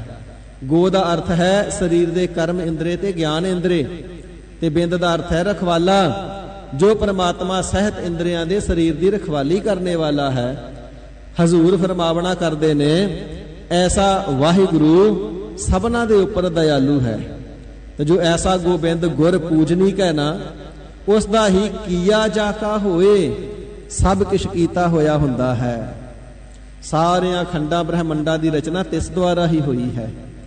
ਸਾਰਿਆਂ ਬ੍ਰਹਮੰਡਾਂ ਦੇ ਅੰਦਰ ਵਸਣੇ ਵਾਲੇ ਜੀਵਾਂ ਦੀ ਪ੍ਰਤਪਾਲਣਾ ਕਰਨੇ ਵਾਲਾ ਵੀ ਉਹ ਆਪ ਹੈ। ਐਸਾ ਜਿਹੜਾ ਗੁਣਾਂ ਦਾ ਸਾਗਰ ਗੋਬਿੰਦ ਪੂਜਨੀਕ ਵਾਹਿਗੁਰੂ ਹੈ ਨਾ, ਉਸ ਦਾ ਕੀਤਾ ਹੀ ਸਭ ਕੁਝ ਹੁੰਦਾ ਹੈ। ਸਾਰੇ ਜੀਵਾਂ ਨੂੰ ਪੈਦਾ ਕਰਨਾ, ਪ੍ਰਤਪਾਲਣਾ ਕਰਨੀ, ਸਾਂਭ ਸੰਭਾਲ ਕਰਨੀ, ਸਭਨਾਂ ਨੂੰ ਕਰਮਾਂ ਦੇ ਅਨੁਸਾਰ ਫਲ ਦੇਣਾ, ਇਹ ਸਾਰੇ ਕਾਰਜ ਵਾਹਿਗੁਰੂ ਜੀ ਦੁਆਰਾ ਹੀ ਹੋ ਆਉਂਦੇ ਨੇ। ਜੇ ਕੋਈ ਮਨੁੱਖ ਜ਼ੋਰ ਲਾ ਲਵੇ ਮੈਂ ਫਲਾਨਾ ਕੰਮ ਆਪਣੇ ਬਲ ਦੇ ਨਾਲ ਕਰ ਲਵਾਂ, ਤੇ ਨਹੀਂ ਕਰ ਸਕਦਾ ਹੈ। ਤੇ ਇਸ ਵਾਹਿਗੁਰੂ ਜੀ ਦਾ ਹੀ ਕੀਤਾ ਹੋਇਆ ਸਭ ਕੁਝ ਸ਼ੁਭ ਕਾਰਜ ਹੁੰਦਾ ਹੈ। ਅੰਤਰਜਾਮੀ ਪ੍ਰਭ ਸੁਜਾਨ, ਅਲਖ ਨਿਰੰਜਨ ਸੋਏ। ਉਹ ਜੋ ਹਰੀ ਅਕਾਲ ਪੁਰਖ ਵਾਹਿਗੁਰੂ ਹੈ ਨਾ, ਸਭਨਾਂ ਦੇ ਦਿਲਾਂ ਦੀਆਂ ਬੁੱਝਣ ਵਾਲਾ ਹੈ, ਮਨਾਂ ਦੀਆਂ ਜਾਣਨ ਵਾਲਾ ਅੰਤਰਜਾਮੀ ਹੈ। ਪ੍ਰਭ ਸਮਰੱਥਾਵਾਨ ਸ਼ੁੱਧ ਭੂਮਾ ਸਰੂਪ ਹੈ, ਸੁਜਾਨ ਕਹੀਏ ਚਤੁਰ ਹੈ। ਸਾਰੀ ਸ੍ਰਿਸ਼ਟੀ ਦੀ ਪ੍ਰਤਪਾਲਣਾ ਕਰਨੇ ਰੂਪੀ ਕਾਰ ਵਿਹਾਰ ਨੂੰ ਚਲਾਵਣੇ ਦੇ ਵਿੱਚ ਬੜਾ ਚਤੁਰ ਹੈ। ਇੱਕ ਸਰੂਪ ਹੁੰਦਿਆਂ ਹੋਇਆਂ ਇਹ ਸਾਰਿਆਂ ਦੇ ਮਨਾਂ ਦੀ ਜਾਣਦਾ ਅੰਤਰਜਾਮੀ ਤੇ ਸਭਨਾਂ ਦੀ ਪ੍ਰਤਪਾਲਣਾ ਕਰਨੇ ਵਾਲਾ ਐਸਾ ਚਤੁਰ ਸੁਜਾਨ ਹੈ। ਅਲਖ ਅਸ਼ੁੱਧ ਮਨ ਦੇ ਨਾਲ, ਮੈਲੇ ਮਨ ਦੇ ਨਾਲ, ਅਪਵਿੱਤਰ ਮਨ ਦੇ ਨਾਲ ਜਾਣਿਆ ਨਹੀਂ ਜਾਂਦਾ ਹੈ। ਸੋਏ ਉਹ ਜੋ ਪਰਮਾਤਮਾ ਨਿਰੰਜਨ, ਨਿਰਅੰਜਨ, ਨਿਰ ਦਾ ਭਾਵ ਹੈ ਰਹਿਤ, ਅੰਜਨ ਨਾਮ ਹੈ ਕਾਲਖ ਦਾ, ਜੋ ਮਾਇਆ ਦੀ ਕਾਲਖ ਤੋਂ ਰਹਿਤ ਹੈ। ਅੰਜਨ ਨਾਮ ਸੁਰਮੇ ਦਾ ਹੁੰਦਾ ਤੇ ਸੁਰਮੇ ਤੋਂ ਭਾਵ ਕਾਲਖ ਲਿਆ ਜਾਂਦਾ ਹੈ। ਕਿਸੇ ਪ੍ਰਕਾਰ ਮਾਇਆ ਦੀ ਕਾਲਖ ਨਹੀਂ ਲੱਗਦੀ। ਐਸਾ ਉਹ ਪਵਿੱਤਰ ਸਰੂਪ ਪਰਮਾਤਮਾ ਨਿਰੰਜਨ ਹੈ। ਸੋਏ ਉਸ ਦੀ ਸਦਾ ਸੋਭਾ ਕਰਨੀ ਕਰੀਏ। ਪਾਰ ਬ੍ਰਹਮ ਪਰਮੇਸ਼ਰੋ, ਸਭ ਵਿਦ ਜਾਣਨ ਹਾਰ। ਭਾਈ ਉਹ ਪਾਰ ਬ੍ਰਹਮ ਹੈ, ਸ੍ਰਿਸ਼ਟੀ ਦੇ ਪਾਰਾਵਾਰ ਤੋਂ ਰਹਿਤ ਹੈ। ਉਸ ਦਾ ਪਾਰਾਵਾਰ ਔਰ ਵਾਰ ਪਾਰ ਅੰਤ ਨਹੀਂ ਜਾਣਿਆ ਜਾਂਦਾ। ਪਾਰ ਉਹ ਪਾਪਾ ਪੁੰਨਾ ਤੋਂ ਪਾਰ, ਪਰਲੇ ਕਿਨਾਰੇ ਪਰੇ ਹੈ। ਬ੍ਰਹਮ ਵਿਆਪਕ ਸਰੂਪ ਹੈ। ਪਰਮੇਸ਼ਰੋ ਜਿਹੜੇ ਦੇਵਤੇ ਨੇ, ਤਿੰਨਾਂ ਦੀ ਵੀ ਪਾਲਣਾ ਕਰਨ ਵਾਲੇ ਨੂੰ ਈਸ਼ਰ ਆਖਿਆ ਜਾਂਦਾ ਹੈ। ਇਸੇ ਪ੍ਰਕਾਰ ਕੁਝ ਜਗ੍ਹਾ ਤੇ ਦੇਵਤਿਆਂ ਨੂੰ ਵੀ ਈਸ਼ਰ ਕਥਨ ਕਰਨਾ ਕੀਤਾ ਹੈ। ਕੁਝ ਜਗ੍ਹਾ ਤੇ ਮਹਾਦੇਵ ਦਾ ਨਾਮ ਵੀ ਈਸ਼ਰ ਆਉਂਦਾ ਹੈ। ਤੇ ਗੁਰੂ ਸਾਹਿਬ ਜੀ ਫਰਮਾਨ ਕਰਨਾ ਕਰਦੇ ਨੇ, ਜਿਹੜਾ ਪਰਮਾਤਮਾ ਹੈ ਨਾ, ਉਹ ਪਰਮੇਸ਼ਰੋ, ਪਰਮ ਈਸ਼ਰੋ, ਈਸ਼ਰਾਂ ਦਾ ਵੀ ਈਸ਼ਰ ਹੈ, ਦੇਵਤਿਆਂ ਦਾ ਵੀ ਦੇਵਤਾ ਹੈ। ਜਿਵੇਂ ਕਲਗੀਧਰ ਸਾਹਿਬ ਜੀ ਫਰਮਾਉਂਦੇ ਨੇ, ਨਮੋ ਸੂਰਜ ਸੂਰਜੇ, ਨਮੋ ਚੰਦਰ ਚੰਦਰੇ। ਉਹ ਜਿਹੜਾ ਪਰਮਾਤਮਾ ਹੈ ਸੂਰਜਾਂ ਦਾ ਵੀ ਸੂਰਜ ਹੈ, ਸੂਰਜਾਂ ਨੂੰ ਵੀ ਪ੍ਰਕਾਸ਼ਣ ਵਾਲਾ ਹੈ, ਚੰਦਰਮਾ ਨੂੰ ਵੀ ਪ੍ਰਕਾਸ਼ਣ ਵਾਲਾ ਹੈ। ਉਹ ਰਾਜਿਆਂ ਦਾ ਵੀ ਰਾਜਾ ਹੈ, ਉਹ ਇੰਦਰਾਂ ਦਾ ਵੀ ਇੰਦਰ ਹੈ। ਹਜ਼ੂਰ ਫਰਮਾਵਣਾ ਕਰਦੇ ਨੇ, ਭਾਈ ਉਹ ਈਸ਼ਰਾਂ ਦਾ ਵੀ ਈਸ਼ਰ ਹੈ। ਜਿਹੜੇ ਈਸ਼ਰ ਕਹੇ ਜਾਂਦੇ ਨੇ ਉਹ ਪਰਮ ਈਸ਼ਰ ਹੈ, ਉਹਨਾਂ ਦਾ ਵੀ ਈਸ਼ਵਰ, ਉਹਨਾਂ ਦਾ ਵੀ ਦਾਤਾ ਹੈ। ਐਸਾ ਜੋ ਪਰਮਾਤਮਾ ਹੈ, ਜੋ ਪਰਮ ਈਸ਼ਰ ਹੈ, ਸਭ ਵੇਦ ਜਾਣਨ ਹਾਰ, ਸਾਰਿਆਂ ਦੀਆਂ ਹਿਰਦਿਆਂ ਦੀਆਂ ਗੱਲਾਂ ਨੂੰ, ਸਾਰੀਆਂ ਵਿਧੀਆਂ ਨੂੰ ਜਾਣਨ ਵਾਲਾ ਹੈ। ਅਥਵਾ ਸ੍ਰੇਸ਼ਟ ਵਿਧੀਆਂ ਦੇ ਨਾਲ ਹਰ ਕਿਸੇ ਦੀ ਮਨ ਦੀ ਅਵਸਥਾ, ਦੁੱਖ ਸੁੱਖ ਨੂੰ, ਹਿਰਦੇ ਦੇ ਪ੍ਰੇਮ ਅਤੇ ਰਾਗ ਦਵੇਸ਼ ਨੂੰ, ਸਾਰੀਆਂ ਭਾਵਨਾਵਾਂ ਨੂੰ ਜਾਣਨ ਵਾਲਾ ਹੈ। ਸ਼ੁਭ ਇੱਛਾ ਨੂੰ ਤੇ ਬੁਰਾਈਆਂ ਨੂੰ ਜਾਣਨ ਵਾਲਾ ਹੈ। ਐਸਾ ਉਹ ਸੁਜਾਨ ਚਤੁਰ ਪੁਰਖ ਪਰਮਾਤਮਾ ਪਰਮ ਈਸ਼ਵਰ ਸ੍ਰਿਸ਼ਟੀ ਦੇ ਉਰਵਾਰ ਪਾਰ ਦੇ ਅੰਤ ਤੋਂ ਪਰੇ ਵਿਆਪਕ ਸਰੂਪ ਹੋ ਰਿਹਾ ਹੈ। ਸੰਤ ਸਹਾਈ ਸ਼ਰਨ ਜੋਗ, ਆਠ ਪਹਿਰ ਨਮਸਕਾਰ। ਜੋ ਪਰਮਾਤਮਾ ਸੰਤਾਂ ਦਾ ਸਹਾਈ ਹੈ, ਹਰ ਸਮੇਂ ਕਾਲ ਸਹਾਇਤਾ ਕਰਨੇ ਵਾਲਾ ਹੈ। ਜੁਗਾਂ ਜੁਗਾਂ ਦੇ ਅੰਦਰ ਭਗਤਾਂ ਨੂੰ ਪੈਦਾ ਕਰਕੇ ਆਪ ਹੀ ਤਿਨਾਂ ਦੀ ਲਾਜ ਰੱਖੀ ਹੈ, ਆਪ ਹੀ ਤਿਨਾਂ ਦੀ ਪੈਜ ਰੱਖੀ। ਐਸਾ ਸੰਤਾਂ ਦਾ ਸਹਾਈ ਹੈ।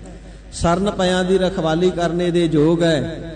ਚਾਹੇ ਧਰੂ ਹੈ, ਭਗਤ ਪ੍ਰਹਿਲਾਦ ਜੀ ਹੈ, ਜਿਹੜਾ ਵੀ ਵਾਹਿਗੁਰੂ ਜੀ ਦੀ ਸ਼ਰਨ ਵਿੱਚ ਪੈ ਗਿਆ, ਵਾਹਿਗੁਰੂ ਜੀ ਨੇ ਪ੍ਰਤਪਾਲਣਾ ਕੀਤੀ ਹੈ, ਭਾਵਨਾਵਾਂ ਪੂਰੀਆਂ ਕੀਤੀਆਂ ਨੇ। ਤਿਨਾਂ ਦੀਆਂ ਭਾਵਨਾਵਾਂ ਦੇ ਅਨੁਸਾਰ ਰੋਜ਼ ਲੋਕ ਅਤੇ ਪਰਲੋਕ ਦੇ ਜੋ ਰੋਜ਼ ਰਹਿਣ ਵਾਲੇ, ਨਿਤ ਰਹਿਣ ਵਾਲੇ ਰਾਜ ਨੇ, ਉਹ ਵੀ ਬਖਸ਼ਿਸ਼ ਕਰਨਾ ਕੀਤੇ ਨੇ। ਹਜ਼ੂਰ ਫਰਮਾਉਂਦੇ ਨੇ, ਭਾਈ ਐਸਾ ਹੈ ਉਹ ਵਾਹਿਗੁਰੂ, ਸੰਤਾਂ ਦੀ ਸਹਾਇਤਾ ਕਰਨੇ ਵਾਲਾ ਹੈ। ਸਰਨ ਪਾਲਨ ਟੀਕਾ, ਸ਼ਰਨ ਵਿੱਚ ਪਿਆਂ ਦੀ ਲੱਜਾ ਰੱਖਣ ਵਾਸਤੇ ਟਿੱਕਾ ਵੱਡਾ ਸਰੂਪ ਹੈ। 8 ਪਹਿਰ ਨਮਸਕਾਰ। ਭਾਈ 8 ਪਹਿਰ 24 ਘੰਟੇ ਤੇ ਵਾਹਿਗੁਰੂ ਜੀ ਨੂੰ ਸਦਾ ਨਮਸਕਾਰ ਹੀ ਕਰਦੇ ਰਹੀਏ। ਜਿਸ ਠਾਕੁਰ ਸਿਓ ਨਾਹੀ ਚਾਰਾ, ਤਾ ਕਾ ਕੀਜੈ ਸਦ ਨਮਸਕਾਰਾ। ਜਿਸ ਦਾ ਦਿੱਤਾ ਖਾਵਣਾ, ਤਿਸ ਕਹੀਐ ਸਾ ਬਾਸ। ਨਾਨਕ ਹੁਕਮ ਨਾ ਚੱਲਈ, ਨਾਲ ਖਸਮ ਚੱਲੈ ਅਰਦਾਸ। ਉਸ ਦੇ ਅੱਗੇ ਅਰਦਾਸ ਹੀ ਕਹਿਣੀ ਬਣ ਆਉਂਦੀ ਏ, ਤੇ ਇਸ ਦੇ ਅੱਗੇ ਕੋਈ ਚਾਰਾ ਨਹੀਂ ਚੱਲਦਾ। ਜਿਸ ਦਾ ਦਿੱਤਾ ਹਰ ਕੋਈ ਜੀਵ ਖਾਣਾ ਕਰਦੇ ਨੇ, ਉਸ ਦੇ ਉੱਪਰ ਕਿਸੇ ਦਾ ਹੁਕਮ ਨਹੀਂ ਚੱਲਦਾ। ਉਸ ਨੂੰ ਕੋਈ ਆਦੇਸ਼ ਨਹੀਂ ਦੇ ਸਕਦਾ, ਕੋਈ ਆਗਿਆ ਨਹੀਂ ਦੇ ਸਕਦਾ, ਕੋਈ ਰਾਜਾ ਪਰਵਾਨਾ ਨਹੀਂ ਭੇਜ ਸਕਦਾ ਕਿ ਵਾਹਿਗੁਰੂ ਜੀ ਇਵੇਂ ਕਰੋ।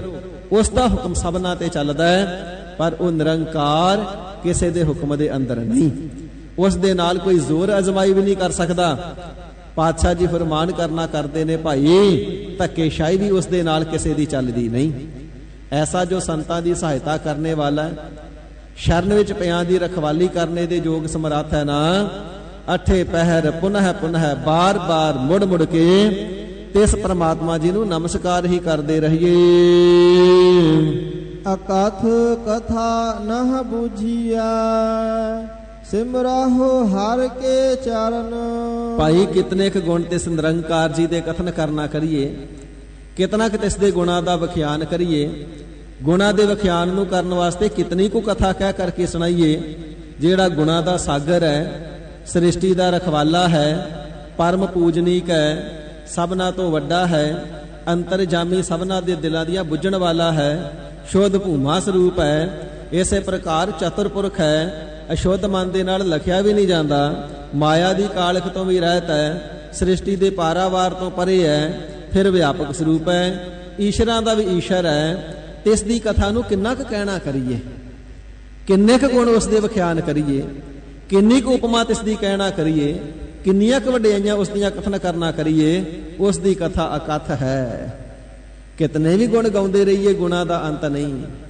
ਕਿਤਨੀ ਵੀ ਕਥਾ ਕਰਦੇ ਰਹੀਏ, ਸਾਰੀ ਜ਼ਿੰਦਗੀ ਕਰਦੇ ਰਹੀਏ, ਮੁੜ ਮੁੜ ਜਨਮ ਲੈ ਕੇ ਬਾਰ-ਬਾਰ ਕਰਦੇ ਰਹੀਏ, ਜੁਗਾ ਜੁਗਾਂਤਰਾਂ ਤੱਕ ਕਰਦੇ ਰਹੀਏ, ਤੇ ਇਸ ਦੀ ਪੂਰੀ ਕਥਾ ਨੂੰ ਕਥਨ ਹੀ ਨਹੀਂ ਕੀਤਾ ਜਾ ਸਕਦਾ। ਐਸੀ ਅਕਥ ਕਥਾ ਹੈ ਤਿਸ ਦੇ ਗੁਣਾਂ ਦੀ। ਪਾਤਸ਼ਾਹ ਜੀ ਫਰਮਾਨ ਕਰਨਾ ਕਰਦੇ ਨੇ ਭਾਈ, ਇਸ ਦੀ ਮੁਕੰਮਲ ਕਥਾ ਨੂੰ ਕਹਿਣਾ ਤੇ ਬੂਝਿਆ ਜਾਣਿਆ ਹੀ ਨਹੀਂ ਜਾਂਦਾ। ਕਿਤਨੇ ਕੁ ਗੁਣਾਂ ਦਾ ਵਿਖਿਆਨ ਕਰੀਏ, ਉਸ ਦੇ ਜਿਹੜੇ ਗੁਣ ਨੇ ਨਹਿ ਬੂਝਿਆ, ਸਮਗਰ ਗੁਣ ਜਾਣੇ ਹੀ ਨਹੀਂ ਜਾਂਦੇ ਹਨ। ਇਸੇ ਪ੍ਰਕਾਰ ਨਹਿ ਬੂਝਿਆ, ਅਸ਼ੁੱਧ ਮਨ ਦੇ ਨਾਲ ਨਹੀਂ ਜਾਣਿਆ ਜਾਂਦਾ ਹੈ। ਹਜ਼ੂਰ ਫਰਮਾਵਣਾ ਕਰਦੇ ਨੇ ਭਾਈ, ਐਸਾ ਜਿਹੜਾ ਸਾਰਿਆਂ ਤੋਂ ਵੱਡਾ ਪੂਜਨੀਕ ਪ੍ਰਮਾਤਮਾ ਹੈ ਨਾ, ਸਿਮਰੋ ਹਰਿ ਕੇ ਚਰਨ। ਐਸੇ ਵਾਹਿਗੁਰੂ ਜੀ ਦੇ ਚਰਨਾਂ ਨੂੰ ਸਦਾ ਹੀ ਸਿਮਰਦੇ ਰਹੋ, ਸਦਾ ਹੀ ਜਪਦੇ ਰਹੋ, ਸਦਾ ਹੀ ਧਿਆਉਂਦੇ ਰਹੋ, ਸਹਿਤ ਪਿਆਰ ਦੇ ਸਦਾ ਉਚਾਰਦੇ ਰਹੋ, ਸਤਨਾਮ ਸ੍ਰੀ ਵਾਹਿਗੁਰੂ। ਵਾਹਿਗੁਰੂ ਜੀ ਦੇ ਨਾਮ ਦਾ ਉਚਾਰਨ ਕਰਨਾ ਹੀ ਤਿਸ ਦੇ ਗੁਣਾਂ ਨੂੰ ਸਿਮਰਨਾ ਹੈ, ਤਿਸ ਦੇ ਚਰਨਾਂ ਨੂੰ ਸਿਮਰਨਾ ਹੈ, ਤੇ ਇਸ ਦੀ ਸ਼ਰਨ ਦੇ ਵਿੱਚ ਪੈਣਾ ਹੈ। ਭਾਈ ਇਸ ਕਰਕੇ ਵਾਹਿਗੁਰੂ ਜੀ ਦੇ ਚਰਨਾਂ ਨੂੰ, ਨਾਮ ਰੂਪੀ ਚਰਨਾਂ ਨੂੰ ਸਦਾ ਸਿਮਰਦੇ ਹੀ ਰਹੋ। ਜੋ ਚਿੱਤ ਦੇ ਵਿੱਚ ਨਾਮ ਨੂੰ ਵਸਾਵਣਾ, ਧਾਰਨ ਕਰਨਾ, ਇਹ ਚਿੱਤ ਚਰਨ ਨਾਮ, ਚਿੱਤ ਦੇ ਵਿੱਚ ਚਰਨਾਂ ਨੂੰ ਵਸਾਉਣਾ ਹੈ। ਪਤਿਤ ਉਧਾਰਨ ਅਨਾਥ ਨਾਥ, ਨਾਨਕ ਪ੍ਰਭ ਕੀ ਸ਼ਰਨ। ਸਤਿਗੁਰ ਦੇਵ ਪਿਤਾ ਸ੍ਰੀ ਗੁਰੂ ਅਰਜਨ ਦੇਵ ਸੱਚੇ ਪਾਤਸ਼ਾਹ ਜੀ ਮਹਾਰਾਜ ਇਸ 16ਵੀਂ ਪੌੜੀ ਦੇ ਵਿੱਚ ਪੁੰਨਿਆਂ ਦੇ ਰਾਹੀਂ ਉਪਦੇਸ਼ ਦੇਣਾ ਕਰਦੇ ਨੇ ਭਾਈ। ਉਹ ਜੋ ਵਾਹਿਗੁਰੂ ਹੈ, ਉਹ ਪਤਿਤਾਂ ਨੂੰ ਉਧਾਰਨ ਵਾਲਾ ਹੈ, ਪਾਪੀਆਂ ਦਾ ਭਾਰ ਉਤਾਰਾ ਕਰਨ ਵਾਲਾ ਹੈ। ਅਜਾਮਲ ਪਾਪੀ ਵਰਗੇ ਤਾਰੇ ਤੇ ਵੇਸਵਾ ਗਨਕਾ ਨੂੰ ਤਾਰ ਦੇਣਾ ਕੀਤਾ। ਜੁਗਾ ਜੁਗਾਂਤਰਾਂ ਤੋਂ ਕਿੰਨੇ ਕੁ ਤਾਰੇ ਨੇ, ਕਥਨ ਨਹੀਂ ਕੀਤਾ ਜਾ ਸਕਦਾ। ਜਿੱਥੇ ਭਗਤਾਂ ਨੂੰ ਤਾਰਦਾ, ਪਿਆਰਿਆਂ ਨੂੰ ਤਾਰਦਾ, ਬੰਦਗੀ ਕਰਨ ਵਾਲਿਆਂ ਨੂੰ ਤਾਰਦਾ, ਨੇਮ ਪ੍ਰੇਮ ਵਾਲਿਆਂ ਨੂੰ ਤਾਰਦਾ, ਬਖਸ਼ਿੰਦ ਐਸਾ ਹੈ, ਪਤਿਤਾਂ ਦਾ ਵੀ ਉਧਾਰ ਕਰ ਦਿੰਦਾ ਹੈ। ਐਸਾ ਹੈ ਉਹ ਵਾਹਿਗੁਰੂ। ਔਗਣ ਵੇਖ ਕੇ ਕਈ ਵਾਰ ਮਨ ਵਿੱਚ ਤਰਸ ਆ ਜਾਂਦਾ ਹੈ, ਇਹ ਪਾਪੀ ਵਿਚਾਰਾ ਗੁਨਾਹ ਦੇ ਤਿਆਗ ਕਰਕੇ ਔਗਣਾਂ ਦੇ ਦੁੱਖਾਂ ਵਿੱਚ ਸੜਦਾ ਪਿਆ, ਇਸ ਦਾ ਹੀ ਭਲਾ ਕਰ ਦਈਏ। ਐਸਾ ਵਾਹਿਗੁਰੂ ਅਨੇਕਾਂ ਬੇਅੰਤਾਂ ਜਨਮਾਂ ਦੇ ਅਸੰਖਾਂ ਪਾਪਾਂ ਨੂੰ ਕੱਟ ਕਰਕੇ ਤੇ ਪਤਿਤਾਂ ਨੂੰ ਵੀ ਤਾਰ ਦਿੰਦਾ ਹੈ। ਪਤਿਤ ਉਦਾਹਰਨ, ਪਾਪੀਆਂ ਦਾ ਉਧਾਰ ਕਰਨ ਵਾਲਾ ਹੈ। ਪੂਤਨਾ ਪਾਪਣ ਸੀ, ਅਸਥਾਨਾਂ ਨੂੰ ਦੁੱਧ ਲਗਾ ਕਰਕੇ ਕ੍ਰਿਸ਼ਨ ਜੀ ਨੂੰ ਮਾਰਨ ਵਾਸਤੇ ਆਈ, ਉਧਾਰ ਕਰ ਦਿੱਤਾ ਨਾ। ਕੱਲ ਦੇ ਦੀਵਾਨ ਦੇ ਅੰਦਰ ਸਾਖੀ ਸਰਵਣ ਕੀਤੀ ਸੀ। ਦਾਈ ਪਾਪਣ ਅਸਥਾਨਾਂ ਨੂੰ ਦੁੱਧ ਲਗਾ ਕਰਕੇ ਸਤਿਗੁਰੂ ਹਰਗੋਬਿੰਦ ਸਾਹਿਬ ਜੀ ਨੂੰ ਝੁੰਗਾ ਕਰਕੇ ਮਾਰਨ ਵਾਸਤੇ ਆਈ ਹੈ, ਪਰ ਸਤਿਗੁਰੂ ਜੀ ਨੇ ਉਧਾਰ ਕਰ ਦਿੱਤਾ ਨਾ। ਗੰਧਰਵੀ ਦਾ ਸਰੂਪ ਦੇ ਕਰਕੇ ਫਿਰ ਸਵਰਗ ਲੋਕ ਦੇ ਵਿੱਚ ਭੇਜ ਦਿੱਤਾ ਨਾ। ਇਸ ਪ੍ਰਕਾਰ ਪਤਤ ਉਦਾਹਰਨ ਵਾਹਿਗੁਰੂ ਜੀ ਪਤਤਾਂ ਦਾ ਪਾਪੀਆਂ ਦਾ ਵੀ ਉਧਾਰ ਕਰਨ ਵਾਲੇ ਨੇ। ਸਤਿਗੁਰੂ ਹਰਗੋਬਿੰਦ ਸਾਹਿਬ ਸੱਚੇ ਪਾਤਸ਼ਾਹ ਜੀ ਮਹਾਰਾਜ ਦਲ ਭੰਜਨ ਗੁਰ ਸੂਰਮਾ ਵੱਡ ਜੋਧਾ ਬਹੁ ਪਰ ਉਪਕਾਰੀ। ਰਿਸ਼ਤੇ ਦੇ ਵਿੱਚ ਪ੍ਰਿਥੀ ਚੰਦ ਜੀ ਆਪ ਜੀ ਦੇ ਤਾਇਆ ਜੀ ਲੱਗਦੇ ਨੇ। ਜਿਸ ਵੇਲੇ ਜਾਣਨਾ ਕੀਤਾ ਜੀ ਦਾਈ ਨੂੰ ਭੇਜਿਆ ਸੀ, ਦਾਈ ਤਾਂ ਜ਼ਹਿਰ ਦੇ ਪ੍ਰਭਾਵ ਨਾਲ ਮਰ ਗਈ। ਸ੍ਰੀ ਹਰਗੋਬਿੰਦ ਸਾਹਿਬ ਸੱਚੇ ਪਾਤਸ਼ਾਹ ਮਹਾਰਾਜ ਸਾਹਿਬ ਜੀ ਨੇ ਤਿਸ ਦਾ ਉਧਾਰ ਕਰ ਦਿੱਤਾ। ਉਹ ਤੇ ਚੜ੍ਹਦੀ ਕਲਾ ਚ ਨੇ ਤੇ ਪ੍ਰਿਥੀ ਚੰਦ ਨੇ ਆਪਣੀ ਕੁਟਲ ਨੀਤੀ ਨਹੀਂ ਛੱਡੀ। ਮੁਖ ਦੇ ਵਿੱਚੋਂ ਮਿੱਠੇ ਬੋਲ ਬੋਲਦਾ ਜਦੋਂ ਸਾਹਮਣੇ ਆਉਂਦਾ ਕਈ ਵਾਰੀ, ਪਰ ਹਿਰਦੇ ਦੇ ਅੰਦਰ ਖੋਟ ਰੱਖਦਾ ਹੈ। ਤਾਂ ਕਰਕੇ ਭਾਈ ਗੁਰਦਾਸ ਸਾਹਿਬ ਜੀ ਨੇ ਆਪਣੀਆਂ ਵਾਰਾਂ ਦੇ ਵਿੱਚ ਇਸ ਨੂੰ ਮੀਣਾ ਲਿਖਿਆ। ਤੇ ਅੱਜ ਵੀ ਜਦੋਂ ਪੰਜ ਪਿਆਰੇ ਅੰਮ੍ਰਿਤ ਛਕਾਉਂਦੇ ਨੇ ਨਾ, ਤੇ ਮੀਣੇ ਮਸੰਦ ਰਾਮ ਰਾਈਏ ਧੀਰ ਮਲੀਏ, ਇਸ ਪ੍ਰਕਾਰ ਇਹਨਾਂ ਦੇ ਨਾਲ ਮੇਲ ਮਿਲਾਪ ਨਹੀਂ ਕਰਨਾ। ਅੱਜ ਵੀ ਪੰਜ ਪਿਆਰਿਆਂ ਦਾ ਉਪਦੇਸ਼ ਹੁੰਦਾ ਹੈ। ਮੀਣਾ ਆਖਿਆ ਜਾਂਦਾ ਮੁਖ ਚੋਂ ਮਿੱਠੀਆਂ ਮਿੱਠੀਆਂ ਗੱਲਾਂ ਕਰੇ, ਪਰ ਹਿਰਦੇ ਦੇ ਅੰਦਰ ਛਲ ਰੱਖੇ, ਕਪਟ ਰੱਖੇ, ਮਨ ਵਿੱਚ ਵੈਰ ਰੱਖਣਾ। ਜਿਸ ਨੂੰ ਦੇਸ਼ ਭਾਸ਼ਾ ਦੇ ਮੁਹਾਵਰੇ ਦੇ ਆਖਰ ਅੰਦਰ ਅਨੁਸਾਰ ਆਖਿਆ ਜਾਂਦਾ ਹੈ, ਮੂੰਹ ਮੇ ਰਾਮ ਰਾਮ ਬਗਲ ਮੇ ਛੁਰੀ। ਮੂੰਹ ਚ ਉਹਦੇ ਬੜਾ ਮਿੱਠਾ ਬੋਲਦਾ ਹੈ, ਪਰ ਪਿੱਠ ਤੇ ਵਾਰ ਕਰਨ ਵਾਸਤੇ ਜਿਹੜੀ ਛੁਰੀ ਹੈ ਉਹ ਬਗਲ ਦੇ ਵਿੱਚ ਹੀ ਲੁਕਾਈ, ਬੁੱਕਲ ਵਿੱਚ ਹੀ ਲੁਕਾਈ ਹੋਈ ਹੈ। ਐਸਾ ਹੀ ਕੁਟਲ ਸੁਭਾਵ ਪ੍ਰਿਥੀ ਚੰਦ ਦਾ ਸੀ। ਦਾਈ ਦੇ ਉਧਾਰ ਤੋਂ ਬਾਅਦ ਭਾਵੇਂ ਸਤਿਗੁਰੂ ਜੀ ਦੀ ਸਮਰੱਥਾ ਦਾ ਪਤਾ ਲੱਗ ਗਿਆ ਕਿ ਇਹ ਸਧਾਰਨ ਬਾਲਕ ਨਹੀਂ, ਇਹ ਸਮਰੱਥਾਵਾਨ ਨੇ, ਪਰ ਸਾਧ ਸੰਗਤ ਜੀ ਹਰ ਬੰਦਾ ਆਪਣੇ ਕਰਮਾਂ ਅਨੁਸਾਰ ਮਜਬੂਰ ਹੁੰਦਾ ਹੈ। ਪਾਪੀ ਬੰਦਾ ਕਦੇ ਪਾਪ ਨਹੀਂ ਛੱਡਦਾ, ਪਰਉਪਕਾਰੀ ਦੇ ਨਾਲ ਚਾਹੇ ਕੋਈ ਕਿਤਨਾ ਵੀ ਬੁਰਾ ਕਰ ਲੇ, ਉਹ ਪਰਉਪਕਾਰ ਕਰਨਾ ਨਹੀਂ ਛੱਡ ਸਕਦਾ। ਮਹਾਤਮਾ ਆਪਣੇ ਪਰਉਪਕਾਰ ਵਾਲੇ ਸੁਭਾਅ ਨੂੰ ਨਹੀਂ ਤਿਆਗਦਾ। ਸਾਧੂ ਸਾਧਪੁਣਾ ਨਹੀਂ ਤਿਆਗ ਸਕਦਾ, ਬੰਦਗੀ ਨਹੀਂ ਤਿਆਗ ਸਕਦਾ। ਜਿਹੜਾ ਸੰਤ ਹੈ ਕਦੇ ਸੰਤਤਾਈ ਨਹੀਂ ਤਿਆਗ ਸਕਦਾ। ਕਬੀਰ ਸੰਤ ਨਾ ਛਾਡਾ ਸੰਤਈ, ਜੋ ਕੋਟਿਕ ਮਿਲ ਹੈ ਅਸੰਤ।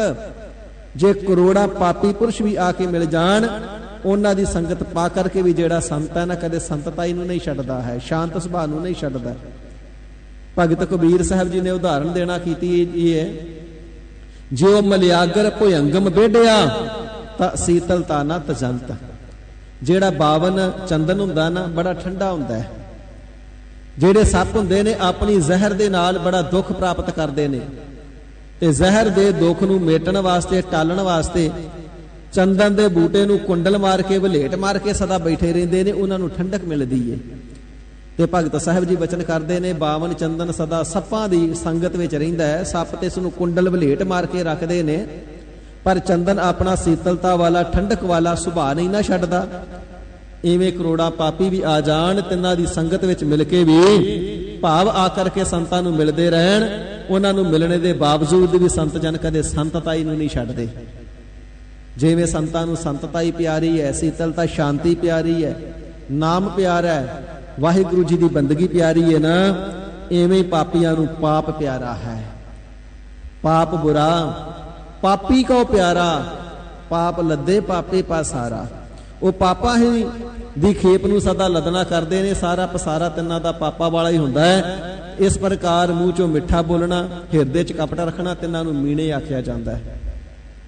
ਇਸ ਪ੍ਰਕਾਰ ਦਾ ਆਚਾਰ ਪ੍ਰਿਥੀ ਚੰਦ ਜੀ ਦਾ ਹੈ। ਸਤਿਗੁਰੂ ਹਰਗੋਬਿੰਦ ਸਾਹਿਬ ਸੱਚੇ ਪਾਤਸ਼ਾਹ ਮਹਾਰਾਜ ਸਾਹਿਬ ਜੀ ਦੀ ਸਰੀਰ ਕਰਕੇ ਆਰਬਲਾ ਜਿਹੜੀ ਹੈ 2 ਸਾਲਾਂ ਦੀ ਹੋ ਗਈ ਹੈ। ਅਜੇ ਵਡਾਲੀ ਕੇ ਨਗਰੀ ਵਸਦੇ ਨੇ, ਜਿਸ ਨੂੰ ਗੁਰੂ ਕੀ ਵਡਾਲੀ ਆਖਿਆ ਜਾਂਦਾ। ਸ੍ਰੀ ਅੰਮ੍ਰਿਤਸਰ ਸਾਹਿਬ ਜੀ ਦੇ ਕੋਲ ਹੀ ਹੈ, ਤੇ ਅੰਮ੍ਰਿਤਸਰ ਜ਼ਿਲ੍ਹੇ ਦੇ ਵਿੱਚ ਹੀ ਇਹ ਨਗਰ ਹੈ। ਤੇ ਮਾਤਾ ਗੰਗਾ ਜੀ ਕਦੇ ਵੀ ਆਪਣੇ ਸੁਪੁੱਤਰ ਜਗਤ ਗੁਰੂ ਜੀ ਦਾ 1 ਮਿੰਟ ਵਾਸਤੇ, ਪਲ ਵਾਸਤੇ ਵੀ ਅੱਖਾਂ ਤੋਂ ਓਝਲ ਹੋਣਾ ਬਰਦਾਸ਼ਤ ਨਹੀਂ ਕਰਦੇ। ਹਰ ਵੇਲੇ ਤਿੰਨਾਂ ਨੂੰ ਤੱਕਦੇ ਨੇ, ਆਪਣੀ ਨਜ਼ਰ ਥੱਲੇ ਰੱਖਦੇ ਨੇ, ਗੋਦੀ ਚੋਂ ਉਤਾਰਦੇ ਨਹੀਂ।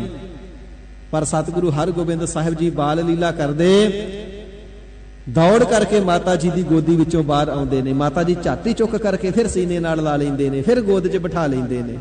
ਮਾਤਾ ਜੀ ਗੋਦੀ 'ਚ ਉਤਾਰਦੇ ਨਹੀਂ। ਪਰ ਪ੍ਰਿਥੀ ਚੰਦ ਦੇ ਕੁਟਲ ਨੂੰ, ਉਸ ਦੇ ਫਰੇਬ ਨੂੰ, ਵਲ ਨੂੰ, ਕੁਟਲਤਾਈ ਨੂੰ ਜਾਣ ਲਿਆ ਸਤਿਗੁਰੂ ਹਰਗੋਬਿੰਦ ਸਾਹਿਬ ਜੀ ਨੇ ਕਿ ਹੁਣ ਫਿਰ ਕੌਤਕ ਕਰਨੇ ਦਾ ਸਮਾਂ ਆ ਗਿਆ। ਤੇ ਸਤਿਗੁਰੂ ਹਰਗੋਬਿੰਦ ਸਾਹਿਬ ਜੀ ਨੇ ਫਿਰ ਐਸਾ ਸੁਭਾਅ ਧਾਰਨ ਕੀਤਾ, ਕੁਝ ਕੁ ਦਿਨਾਂ ਤੋਂ ਮਾਤਾ ਜੀ ਦੀ ਗੋਦੀ ਵਿੱਚ ਟਿਕਦੇ ਹੀ ਨਹੀਂ। ਇਧਰੋਂ ਪ੍ਰਿਥੀ ਚੰਦ ਨੇ ਕੁਟਲਤਾਈ ਕਰਕੇ ਸਪੇਰੇ ਨੂੰ ਬੁਲਾਇਆ ਹੈ।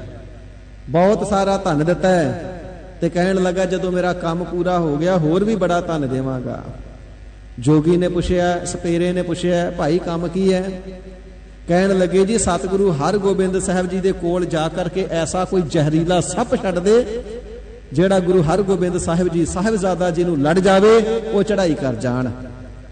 ਸਪੇਰਾ ਜਿਹੜਾ ਸੀ ਮਾਇਆ ਲੈ ਕਰਕੇ ਬੜਾ ਖੁਸ਼ ਹੋਇਆ, ਹੁਣ ਤਾਂ ਉਮਰਾਂ ਹੀ ਸੁੱਖਾਂ ਦੇ ਨਾਲ ਲੰਘੇਗੀ, ਇੰਨਾ ਧਨ ਪੇਸ਼ਗੀ ਵਜੋਂ ਮਿਲ ਗਿਆ, ਕੰਮ ਪੂਰਾ ਹੋਣ ਤੇ ਬੇਅੰਤ ਧਨ ਮਿਲਣਾ, ਕੰਮ ਤੇ ਇੱਕ ਹੀ ਕਰਨਾ, ਜਾ ਕੇ ਸੱਪ ਹੀ ਛੱਡਣਾ ਨਾ। ਸਾਰੀ ਜ਼ਿੰਦਗੀ ਸੱਪ ਫੜਨ ਦੇ ਨਾਲੋਂ ਚੰਗਾ ਇੱਕ ਵਾਰੀ ਜਾ ਕੇ ਛੱਡ ਦਈਏ ਤੇ ਪੀੜ੍ਹੀਆਂ ਜੋਗਾ ਧਨ ਇਕੱਠਾ ਕਰ ਲਈਏ। ਐਵੇਂ ਲਾਲਚੀ ਮਨ, ਪਾਪੀ ਮਨ ਸਪੇਰੇ ਨੇ ਮਨ ਦੇ ਅੰਦਰ ਚਿਤਵਨੀ ਕੀਤੀ ਹੈ ਤੇ ਪ੍ਰਿਥੀ ਚੰਦ ਦੇ ਕੋਲੋਂ ਧਨ ਲੈ ਕਰਕੇ ਚੱਲ ਪਿਆ ਹੈ ਗੁਰੂ ਕੀ ਵਡਾਲੀ ਨਗਰ ਨੂੰ। ਸਤਿਗੁਰੂ ਜੀ ਦੇ ਘਰ ਦੇ ਕੋਲ ਪਹੁੰਚ ਕਰਕੇ ਦਾਵਤ ਕਾਉਂਦਾ ਹੈ। ਜਿਸ ਵੇਲੇ ਤੱਕਿਆ ਮੈਨੂੰ ਕੋਈ ਦੇਖਣ ਵਾਲਾ ਨਹੀਂ ਤੇ ਸਤਿਗੁਰੂ ਅਰਜਨ ਦੇਵ ਸਾਹਿਬ ਸੱਚੇ ਪਾਤਸ਼ਾਹ ਮਹਾਰਾਜ ਸਾਹਿਬ ਜੀ ਦੇ ਗ੍ਰਹਿ ਵਿਖੇ ਘਰ ਦੇ ਵਿੱਚ ਕਾਲਾ ਸੱਪ ਫਨ ਵਾਲਾ ਛੱਡ ਦਿੱਤਾ, ਜਿਹੜਾ ਅਤਿਅੰਤ ਜ਼ਹਿਰੀਲਾ ਹੈ, ਜਿਹੜਾ ਫੂਕ ਮਾਰ ਕਰਕੇ ਵੀ ਹਰਿਆਵਲ ਨੂੰ ਸੁਕਾ ਦੇਣ ਵਾਲਾ ਹੈ, ਜਿਹੜਾ ਜ਼ਰਾ ਜਿੰਨਾ ਫੁੰਕਾਰਾ ਮਾਰੇ ਤੇ ਸਰੀਰ ਤੇ ਐਸੇ ਰੋਗ ਲੱਗ ਜਾਣ ਜਿਨ੍ਹਾਂ ਦਾ ਅਸਾਧ ਰੋਗ ਲੱਗ ਜਾਣ, ਕਦੇ ਇਲਾਜ ਵੀ ਨਾ ਹੋਵੇ, ਤੇ ਜਿਸ ਨੂੰ ਇਹ ਸੱਪ ਡੰਗ ਦੇਵੇ ਉਹ ਪਾਣੀ ਵੀ ਨਾ ਮੰਗੇ। ਐਸਾ ਕਾਲਾ ਫਨ ਵਾਲਾ ਇਸਨੇ ਸੱਪ ਜਾ ਕਰਕੇ ਸਤਿਗੁਰੂ ਜੀ ਦੇ ਗ੍ਰਹਿ ਵਿਖੇ ਛੱਡ ਦਿੱਤਾ ਹੈ। ਤੇ ਸਾਹਿਬਜ਼ਾਦਾ ਸਰੂਪ ਦੇ ਅੰਦਰ 2 ਸਾਲਾਂ ਦੀ ਅਵਸਥਾ ਦੇ ਵਿੱਚ ਬਾਲ ਲੀਲਾ ਕਰਦੇ ਹੋਏ ਸਤਿਗੁਰੂ ਹਰਗੋਬਿੰਦ ਸਾਹਿਬ ਜੀ ਸੱਪ ਵੱਲ ਨੂੰ ਦੌੜੇ ਨੇ। ਦੌੜ ਕਰਕੇ ਆ ਕਰਕੇ ਸੱਪ ਦੀ ਸਿਰੀ ਨੂੰ ਫੜਿਆ, ਫੜ ਕੇ ਇੰਨੇ ਜ਼ੋਰ ਦੇ ਨਾਲ ਘੁੱਟਿਆ ਕਿ ਸਿਰੀ ਫੇਹ ਦਿੱਤੀ ਹੈ। ਸੱਪ ਜਿਹੜਾ ਵਲੇਟ ਮਾਰਨਾ ਚਾਹੁੰਦਾ ਹੈ ਸ੍ਰੀ ਗੁਰੂ ਹਰਗੋਬਿੰਦ ਸਾਹਿਬ ਜੀ ਦੇ ਸਰੀਰ ਨੂੰ, ਬੜਾ ਤਿਲ ਮਿਲਾਉਂਦਾ ਹੈ, ਬੜਾ ਤੜਫਦਾ ਹੈ, ਲੁਸ਼ ਲੁਸ਼ ਕਰਦਾ ਹੈ, ਬੜੇ ਯਤਨ ਕਰਦਾ ਛੁੱਟਣ ਦਾ, ਨਾ ਤੇ ਹੁਣ ਸਿਰੀ ਛੁਡਾਈ ਜਾਂਦੀ ਹੈ ਤੇ ਨਾ ਵਲੇਟ ਮਾਰਿਆ ਜਾਂਦਾ ਹੈ। ਇਤਨੇ ਸਮੇਂ ਨੂੰ ਸਤਿਗੁਰੂ ਜੀ ਨੇ ਜਦੋਂ ਜਾਣਿਆ ਸਿਰੀ ਇਸ ਦੀ ਫੇਹ ਦਿੱਤੀ ਏ, ਆਪਣੇ ਪਵਿੱਤਰ ਹਸਤ ਕਮਲਾਂ ਦੇ ਨਾਲ ਪਕੜ ਕਰਕੇ ਪੂਛ ਦੇ ਵੱਲੋਂ ਫੜ ਕਰਕੇ ਨਾ ਤੇ ਜ਼ੋਰ ਦੇ ਨਾਲ ਘੁਮਾ ਕਰਕੇ ਪਟਕਾਰ ਕੇ ਜ਼ਮੀਨ ਦੇ ਉੱਪਰ ਮਾਰਿਆ। ਜਦੋਂ ਪਟਕਾ ਕੇ ਜ਼ਮੀਨ ਤੇ ਮਾਰਿਆ ਤੇ ਜ਼ੋਰ ਦੇ ਨਾਲ ਆਵਾਜ਼ ਹੋਈ ਹੈ। ਆਵਾਜ਼ ਨੂੰ ਸੁਣ ਕਰਕੇ ਮਾਤਾ ਗੰਗਾ ਜੀ ਨੇ ਇੱਕਦਮ ਜਤਾ ਲਖਤ ਦੇਖਿਆ, ਸਾਡੇ ਸਪੁੱਤਰ ਜੀ ਕਿੱਥੇ ਨੇ? ਕੋਲ ਨਜ਼ਰ ਨਹੀਂ ਆਏ। ਜਦੋਂ ਆਵਾਜ਼ ਆਈ ਹੈ ਦੌੜ ਕੇ ਉਧਰ ਆਏ ਨੇ। ਕੀ ਦੇਖਦੇ ਨੇ? ਆਪ ਜੀ ਨੇ ਸੱਪ ਨੂੰ ਪੂਛ ਤੋਂ ਪਕੜ ਕੇ ਜ਼ਮੀਨ ਤੇ ਪਟਕਾ ਕੇ ਮਾਰਿਆ। ਖੜਾ ਕੇ ਇਸ ਚੀਜ਼ ਦਾ ਹੋਇਆ, ਆਵਾਜ਼ ਇਸ ਦੀ ਆਈ ਜੇ। ਮਾਤਾ ਜੀ ਦੌੜ ਕਰਕੇ ਅੱਗੇ ਨੂੰ ਵਧੇ ਨੇ। ਸਤਿਗੁਰੂ ਸਾਹਿਬ ਜੀ ਨੇ ਸੱਪ ਨੂੰ ਵਗਾ ਕਰਕੇ ਦੂਰ ਸੁੱਟ ਦਿੱਤਾ ਹੈ, ਚਲਾਵਾ ਮਾਰਿਆ। ਮਾਤਾ ਜੀ ਨੇ ਚਾਟੀ ਉੱਠ ਕਰਕੇ ਭੱਜ ਕਰਕੇ ਆਪਣੇ ਸਪੁੱਤਰ ਜਗਤ ਗੁਰੂ ਜੀ ਨੂੰ ਕੁੱਟ ਕਰਕੇ ਸੀਨੇ ਦੇ ਨਾਲ ਲਾ ਲਿਆ। ਹੱਥ ਦੇਖੇ ਨੇ, ਸਾਰਾ ਸਰੀਰ ਦੇਖਿਆ, ਕਿਧਰੇ ਕੋਈ ਨਿਸ਼ਾਨ ਤੇ ਨਹੀਂ, ਸੱਪ ਨੇ ਕਿਧਰੇ ਕੋਈ ਡੰਗ ਤੇ ਨਹੀਂ ਮਾਰਿਆ, ਕੋਈ ਦੰਦ ਤੇ ਨਹੀਂ ਲੱਗਾ। ਪਰ ਦੇਖਣਾ ਕੀਤਾ ਹੈ, ਗਰੀਬ ਨਿਵਾਜ ਸਤਿਗੁਰੂ ਜੀ ਨੇ ਕੌਤਕ ਵਰਤਾ ਕਰਕੇ ਸੱਪ ਨੂੰ ਮਾਰ ਦਿੱਤਾ। ਆਪ ਚੜ੍ਹਦੀ ਕਲਾ ਚ ਨੇ। ਮਾਤਾ ਜੀ ਨੇ ਉਸੇ ਵੇਲੇ ਸੁਨੇਹਾ ਭੇਜਿਆ, ਸਿੱਖੋ ਜਾਓ, ਭੱਜ ਕੇ ਜਗਤ ਗੁਰੂ ਪਤੀ ਸਤਿਗੁਰੂ ਸਾਹਿਬ ਜੀ ਨੂੰ ਬੁਲਾ ਕਰਕੇ ਲੈ ਕੇ ਆਓ। ਸਿੱਖ ਗਏ ਨੇ। ਸਤਿਗੁਰੂ ਅਰਜਨ ਦੇਵ ਸੱਚੇ ਪਾਤਸ਼ਾਹ ਮਹਾਰਾਜ ਸਾਹਿਬ ਜੀ ਨੂੰ ਕੋਲ ਬੁਲਾ ਕਰਕੇ ਲੈ ਕੇ ਆਏ ਨੇ। ਤੇ ਜਦੋਂ ਸਤਿਗੁਰੂ ਸਾਹਿਬ ਜੀ ਕੋਲ ਪੁੱਜੇ ਨੇ, ਸੱਪ ਨੂੰ ਦੇਖਿਆ ਨਾ, ਸੱਪ ਇਤਨਾ ਭਿਆਨਕ ਹੈ, ਸਿੱਖ ਦੂਰ ਹੋਈ ਜਾਂਦੇ ਨੇ, ਡਰ ਲੱਗਦਾ ਹੈ। ਮਰਿਆ ਹੋਇਆ ਸੱਪ ਵੀ ਐਸਾ ਭਿਆਨਕ ਦਿਸਦਾ ਹੈ। ਤੇ ਇਸ ਵੇਲੇ ਸਤਿਗੁਰੂ ਜੀ ਦੇ ਪ੍ਰਤਾਪ ਦੇ ਨਾਲ ਫਿਰ ਕੌਤਕ ਵਰਤਿਆ ਹੈ। ਸੱਪ ਦੇ ਵਿੱਚੋਂ ਤਿਸ ਦਾ ਆਤਮਾ ਨਿਕਲਿਆ ਹੈ, ਜੋਤ ਨਿਕਲੀ ਹੈ, ਤੇ ਤਿਸ ਨੇ ਰਿਖੀ ਦਾ ਰੂਪ ਧਾਰਨ ਕਰ ਲਿਆ। ਮਹਾਰਾਜ ਸਾਹਿਬ ਜੀ ਨੇ ਪੁੱਛਿਆ, ਤੂੰ ਕੌਣ ਹੈ? ਇਹ ਸਰੂਪ ਕੈਸਾ ਧਾਰਨ ਕੀਤਾ ਹੈ? ਸੱਪ ਦੀ ਜੂਨ ਨੂੰ ਕਿਵੇਂ ਪ੍ਰਾਪਤ ਕੀਤਾ? ਤੇ ਇਥੇ ਗੁਰੂ ਘਰ ਦੇ ਵਿੱਚ ਕਿਵੇਂ ਆਇਆ? ਹੱਥ ਜੋੜ ਕਰਕੇ ਸੀਸ ਝੁਕਾਉਂਦਾ ਹੋਇਆ ਕਹਿੰਦਾ, ਗਰੀਬ ਨਿਵਾਜ ਸਤਿਗੁਰੂ ਅਰਜਨ ਦੇਵ ਸੱਚੇ ਪਾਤਸ਼ਾਹ ਜੀ ਮਹਾਰਾਜ, ਮੈਂ ਇੱਕ ਤਪਸਵੀ ਹਾਂ।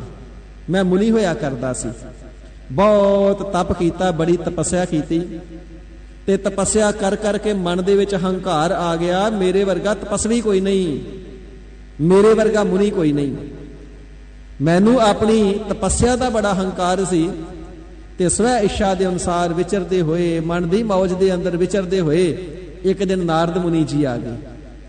ਉਹਨਾਂ ਨੇ ਰਿਖੀ ਜਾਣ ਕਰਕੇ ਸਤਿਕਾਰ ਕੀਤਾ, ਪਰਮਾਤਮਾ ਜੀ ਦੀ ਬੰਦਗੀ ਦਾ ਬਚਨ ਕਹਿਆ, ਕਿਉਂਕਿ ਨਾਰਦ ਜੀ ਨੇ ਪ੍ਰੇਮਾ ਭਗਤੀ ਕੀਤੀ ਏ। ਜਿਸ ਵੇਲੇ ਵਾਹਿਗੁਰੂ ਜੀ ਦੇ ਪ੍ਰੇਮ ਦੇ ਬਚਨ ਕਹੇ ਤੇ ਇਹ ਕਹਿਣ ਲੱਗਾ, ਮੁਨੀ ਕਹਿਣ ਲੱਗਾ, ਮੈਨੂੰ ਵੇਦਾਂ ਪੜ੍ਹਿਆਂ ਦਾ ਬੜਾ ਹੰਕਾਰ ਸੀ ਕਿ ਜਿਵੇਂ ਵੇਦਾਂ ਦੀਆਂ ਰਿਚਾਂ ਮੈਂ ਪੜ੍ਹ ਸਕਦਾ, ਮੇਰੇ ਵਾਂਗੂ ਮਿੱਠੀ ਸੁਰ ਵਿੱਚ ਕੋਈ ਪੜ੍ਹ ਹੀ ਨਹੀਂ ਸਕਦਾ। ਮੇਰੇ ਵਰਗੀਆਂ ਬੰਦਸ਼ਾਂ, ਮੇਰੇ ਵਰਗੀਆਂ ਤਰਜ਼ਾਂ ਦੇ ਵਿੱਚ ਇਸ ਨੂੰ ਕੋਈ ਗਾ ਹੀ ਨਹੀਂ ਸਕਦਾ। ਜਿਵੇਂ ਵੇਦਾਂ ਦੇ ਗੂੜ ਭੇਦਾਂ ਨੂੰ ਮੈਂ ਪੜ੍ਹ ਕੇ ਸੁਣਾ ਸਕਦਾ, ਕਥਨ ਕਰ ਸਕਦਾ, ਕੋਈ ਕਥਨ ਹੀ ਨਹੀਂ ਕਰ ਸਕਦਾ। ਨਾਰਦ ਮੁਨੀ ਜੀ ਭਗਤੀ ਦੇ ਬਚਨ ਕਰਨ ਤੇ ਸੱਪ ਦੇ ਵਿੱਚੋਂ ਆਤਮਾ ਨਿਕਲ ਕੇ ਜਿਸ ਨੇ ਰਿਖੀ ਦਾ ਰੂਪ ਧਾਰਨ ਕੀਤਾ, ਕਹਿਣ ਲੱਗਾ ਮੈਂ ਤਪ ਦੀ ਗੱਲ ਕਰੀ ਜਾਵਾਂ, ਮੈਂ ਤਪੱਸਿਆ ਦੀ ਗੱਲ ਕਰੀ ਜਾਵਾਂ। ਨਾਰਦ ਮੁਨੀ ਜੀ ਨੇ ਬੜਾ ਸਮਝਾਉਣ ਦਾ ਯਤਨ ਕੀਤਾ, ਪ੍ਰੇਮ ਵੱਡਾ ਹੈ, ਪਿਆਰ ਵੱਡਾ ਹੈ, ਪਿਆਰ ਦੇ ਨਾਲ ਕੀਤੀ ਹੋਈ ਬੰਦਗੀ ਵੱਡੀ ਹੈ, ਭਗਤੀ ਵੱਡੀ ਹੈ, ਸਿਮਰਨ ਵੱਡਾ ਹੈ। ਪਰ ਕਹਿਣ ਲੱਗਾ ਮੈਂ ਉਸ ਨੂੰ ਜਿੱਦਣ ਨਾ ਦਿੱਤਾ, ਉਸ ਦੀ ਗੱਲ ਨਾ ਸੁਣੀ। ਉਹ ਇੱਕ ਬਚਨ ਆਖੇ ਮੈਂ ਅੱਗੋਂ ਦੋ ਸੁਣਾਵਾਂ। ਇਸ ਪ੍ਰਕਾਰ ਜਦੋਂ ਮੈਂ ਉਸ ਦੀ ਗੱਲ ਮੰਨੀ ਹੀ ਨਾ ਤੇ ਫਿਰ ਰਿਖੀ ਜੀ ਨੇ ਕਹਿਣਾ ਕੀਤਾ, ਤੂੰ ਵੇਦਾਂ ਨੂੰ ਪੜ੍ਹ ਕੇ ਵੀ ਵੇਦਾਂ ਦੇ ਸਾਰ ਨੂੰ ਨਹੀਂ ਜਾਣਿਆ, ਬੜਾ ਮੂਰਖ ਹੈ ਤੂੰ। ਵੇਦਾਂ ਦੀ ਸਿੱਖਿਆ ਤੇ ਇਹ ਹੈ, ਵੇਦਾਂ ਮਹਿ ਨਾਮ ਉੱਤਮ, ਨਾਮ ਸਰਵ ਸ੍ਰੇਸ਼ਟ ਕਥਨ ਕੀਤਾ ਵੇਦਾਂ ਦੇ ਵਿੱਚ, ਤੇ ਇਸ ਦੀ ਮਹਿਮਾ ਨੂੰ ਤੂੰ ਜਾਣਿਆ ਹੀ ਨਹੀਂ। ਵੇਦਾਂ ਦੇ ਗਿਆਨ ਦੇ ਨਾਲ ਹੰਕਾਰਿਆ ਪਿਆ ਹੈ ਤੂੰ, ਆਪਣੀ ਤਪੱਸਿਆ ਦਾ ਬੜਾ ਅਹੰਕਾਰ ਹੈ ਤੈਨੂੰ। ਤੂੰ ਮੁਨੀ ਦੀ ਪਦਵੀ ਤੇ ਰਹਿਣੇ ਦੇ ਯੋਗ ਨਹੀਂ, ਮੁਨੀ ਦੀ ਪਦਵੀ ਤੋਂ ਗਿਰ ਜਾ, ਡਿੱਗ ਪਾਓ, ਜਾ ਕੇ ਮਾਤ ਲੋਕ ਤੇ ਸੱਪ ਦਾ ਰੂਪ ਧਾਰਨ ਕਰ ਤੇ ਆਪਣੇ ਜ਼ਹਿਰ ਦੇ ਨਾਲ ਹੀ ਸੜਦਾ ਰਹੇਗਾ। ਜਿਵੇਂ ਤਪੱਸਿਆ ਕਰ ਕਰਕੇ ਬੜਾ ਹੰਕਾਰ ਧਾਰਨ ਕੀਤਾ, ਹੰਕਾਰ ਸਾੜਦਾ ਨਾ, ਹੰਕਾਰ ਤੇ ਸਾੜਦਾ ਹੀ ਹੈ। ਹੁਣ ਵਿਸ਼ੈਲੀ ਵਿਸ਼ ਜ਼ਹਿਰ ਦੇ ਨਾਲ ਵੀ ਜਾ ਕੇ ਸੜਦਾ ਰਹੋ। ਤੇ ਕਹਿਣ ਲੱਗਾ ਫਿਰ ਮੈਂ ਪੁੱਛਣਾ ਕੀਤਾ, ਮੇਰਾ ਉਧਾਰ ਕਦੋਂ ਹੋਵੇਗਾ? ਹੇ ਦੇਵ ਰਿਸ਼ੀ, ਤੁਹਾਡਾ ਬਚਨ ਤੇ ਟਲਣਾ ਨਹੀਂ, ਮੇਰੇ ਉਧਾਰ ਦਾ ਮਾਰਗ ਵੀ ਦੱਸ ਦਿਓ, ਮੈਂ ਤਰਾਂਗਾ ਕਿਵੇਂ? ਤੇ ਨਾਰਦ ਮੁਨੀ ਜੀ ਨੇ ਕਹਿਣਾ ਕੀਤਾ, ਨਿਰੰਕਾਰ ਜੀ ਧਰਤੀ ਦੇ ਉੱਪਰ ਜਾਣਗੇ ਤੇ ਜਿਸ ਵੇਲੇ ਨਿਰੰਕਾਰ ਜੀ ਆਪਣਾ 6ਵਾਂ ਸਰੂਪ ਧਾਰਨ ਕਰਨਗੇ ਨਾ, ਫਿਰ ਉਹਨਾਂ ਦਾ ਹਸਤ ਕਮਲ ਤੇਰੇ ਸਰੀਰ ਨੂੰ ਜਿਸ ਵੇਲੇ ਸਪਰਸ਼ ਕਰੇਗਾ, ਫਿਰ ਤੇਰਾ ਉਧਾਰ ਹੋਵੇਗਾ। ਤੇ ਤਿਸ ਵੇਲੇ ਸੰਗਤ ਨੂੰ, ਸਿੱਖਾਂ ਨੂੰ ਮੁਖਾਤਿਬ ਹੋ ਕਰਕੇ ਤੇ ਇਸ ਮੁਨੀ ਦੀ ਆਤਮਾ ਨੇ ਕਹਿਣਾ ਕੀਤਾ, ਇਹ ਕੋਈ ਸਧਾਰਨ ਬਾਲਕ ਨਹੀਂ, ਇਹ ਨਿਰੰਕਾਰ ਦੀ ਜੋਤ ਨੇ, ਇਹਨਾਂ ਦਾ ਹੱਥ ਲੱਗਣੇ ਦੇ ਨਾਲ ਹੀ ਮੇਰੀ ਮੁਕਤੀ ਹੋ ਗਈ ਏ। ਤੇ ਬਚਨ ਕਰਨਾ ਕੀਤਾ, ਫਿਰ ਸੁਣਾ ਕਰਕੇ ਸਤਿਗੁਰੂ ਅਰਜਨ ਦੇਵ ਸੱਚੇ ਪਾਤਸ਼ਾਹ ਮਹਾਰਾਜ ਸਾਹਿਬ ਜੀ ਨੂੰ, ਮਹਾਰਾਜ ਆਪ ਜੀ ਨੇ ਪੁੱਛਿਆ ਮੈਂ ਇੱਥੇ ਕਿਵੇਂ ਆਇਆ? ਮੈਂ ਇੱਥੇ ਆਇਆ ਨਹੀਂ, ਮੈਨੂੰ ਲਿਆਂਦਾ ਗਿਆ ਹੈ, ਮੈਨੂੰ ਭੇਜਿਆ ਗਿਆ ਹੈ। ਆਪ ਜੀ ਦੇ ਵੱਡੇ ਭਰਾਤਾ ਪ੍ਰਿਥੀ ਚੰਦ ਜੀ, ਆਪ ਜੀ ਦੇ ਸਾਹਿਬਜ਼ਾਦਾ ਸ੍ਰੀ ਹਰਗੋਬਿੰਦ ਸਾਹਿਬ ਜੀ ਨੂੰ ਮਾਰਨਾ ਚਾਹੁੰਦੇ ਨੇ। ਉਹਨਾਂ ਨੇ ਸਪੇਰੇ ਨੂੰ ਬਹੁਤ ਸਾਰਾ ਧਨ ਦੇ ਕਰਕੇ ਇੱਥੇ ਭੇਜਿਆ ਤੇ ਤੁਹਾਡੇ ਘਰ ਵਿੱਚ ਛਡਵਾਇਆ ਸੀ ਕਿ ਮੈਂ ਸਾਹਿਬਜ਼ਾਦਾ ਜੀ ਨੂੰ ਲੜ ਜਾਵਾਂ, ਇਹ ਚੜ੍ਹਾਈ ਕਰ ਜਾਣ। ਪਰ ਇਹ ਤਾਂ ਨਿਰੰਕਾਰੀ ਜੋਤ ਨੇ, ਇਹਨਾਂ ਦਾ ਹੱਥ ਲੱਗਣ ਦੇ ਨਾਲ ਤੇ ਮੇਰਾ ਹੀ ਉਧਾਰ ਹੋ ਗਿਆ ਹੈ। ਗਰੀਬ ਨਿਵਾਜ, ਹੁਣ ਮੈਂ ਬੈਕੁੰਠ ਧਾਮ ਨੂੰ ਜਾਣ ਦਾ ਅਧਿਕਾਰੀ ਹੋਇਆ ਹਾਂ, ਇਹਨਾਂ ਦੇ ਹੱਥ ਦੀ ਛੋਹ ਪ੍ਰਾਪਤ ਕਰਕੇ, ਇਹਨਾਂ ਦਾ ਸਪਰਸ਼ ਪ੍ਰਾਪਤ ਕਰਕੇ ਆਗਿਆ ਦੇਵੋ, ਬੈਕੁੰਠ ਧਾਮ ਨੂੰ ਜਾਵਾਂ। ਇਸ ਪ੍ਰਕਾਰ ਸੀਸ ਨਿਵਾਹ ਕਰਕੇ ਆਗਿਆ ਲੈ ਕਰਕੇ ਸਾਧ ਸੰਗਤ ਜੀ, ਉਸ ਮੁਨੀ ਦੀ ਆਤਮਾ ਨੇ ਫਿਰ ਬੈਕੁੰਠ ਧਾਮ ਨੂੰ ਜਾਣਾ ਕੀਤਾ। ਸਤਿਗੁਰੂ ਜੀ ਫਰਮਾਨ ਕਰਨਾ ਕਰਦੇ ਨੇ, ਪਤਿਤ ਉਦਾਹਰਨ, ਜਿਵੇਂ ਰਿਖੀ ਦਾ ਪਤਨ ਹੋ ਗਿਆ ਆਪਣੀ ਉਪਾਧੀ ਤੋਂ, ਜਿੱਥੇ ਰਿਖੀ ਸੀ ਟੇਢੀਆਂ ਜੂਨਾਂ ਪ੍ਰਾਪਤ ਹੋਈਆਂ, ਆ ਕਰਕੇ ਸੱਪ ਬਣਿਆ, ਐਸੀਆਂ ਡਿੱਗਿਆ ਹੋਇਆਂ ਦਾ ਪਤਨ ਹੋਇਆ ਜਿਨ੍ਹਾਂ ਦਾ ਉਦਾਹਰਨ ਨੂੰ ਸਮਰੱਥ ਹੈ ਪੂਰਾ ਸਤਿਗੁਰੂ। ਐਸੇ ਪਤਤਾਂ ਨੂੰ ਪਾਰ ਕਰਨੇ ਦੇ ਸਮਰੱਥ ਨੇ ਨਿਰੰਕਾਰ ਜੀ, ਨਿਰਗੁਣ ਕਰਕੇ ਤੇ ਗੁਰੂ ਰੂਪ ਹੋ ਕਰਕੇ, ਸਰਗੁਣ ਕਰਕੇ। ਪਾਪੀਆਂ ਨੂੰ ਤਾਰਨ ਦੇ ਸਮਰੱਥ ਨੇ ਅਨਾਥ ਨਾਥ, ਅਨਾਥਾਂ ਦੇ ਨਾਥ ਨੇ, ਜਿਸ ਦਾ ਦੁਨੀਆ ਦੇ ਅੰਦਰ ਕੋਈ ਆਸਰਾ ਨਹੀਂ, ਸਿਰ ਦੇ ਉੱਪਰ ਕੋਈ ਸਾਇਆ ਨਹੀਂ, ਮਾਤਾ ਪਿਤਾ ਇਤਿਆਦਿਕ ਸੰਬੰਧੀਆਂ ਦਾ ਵੀ, ਉਹਨਾਂ ਦੇ ਵੀ ਵਾਹਿਗੁਰੂ ਨਾਥ ਨੇ।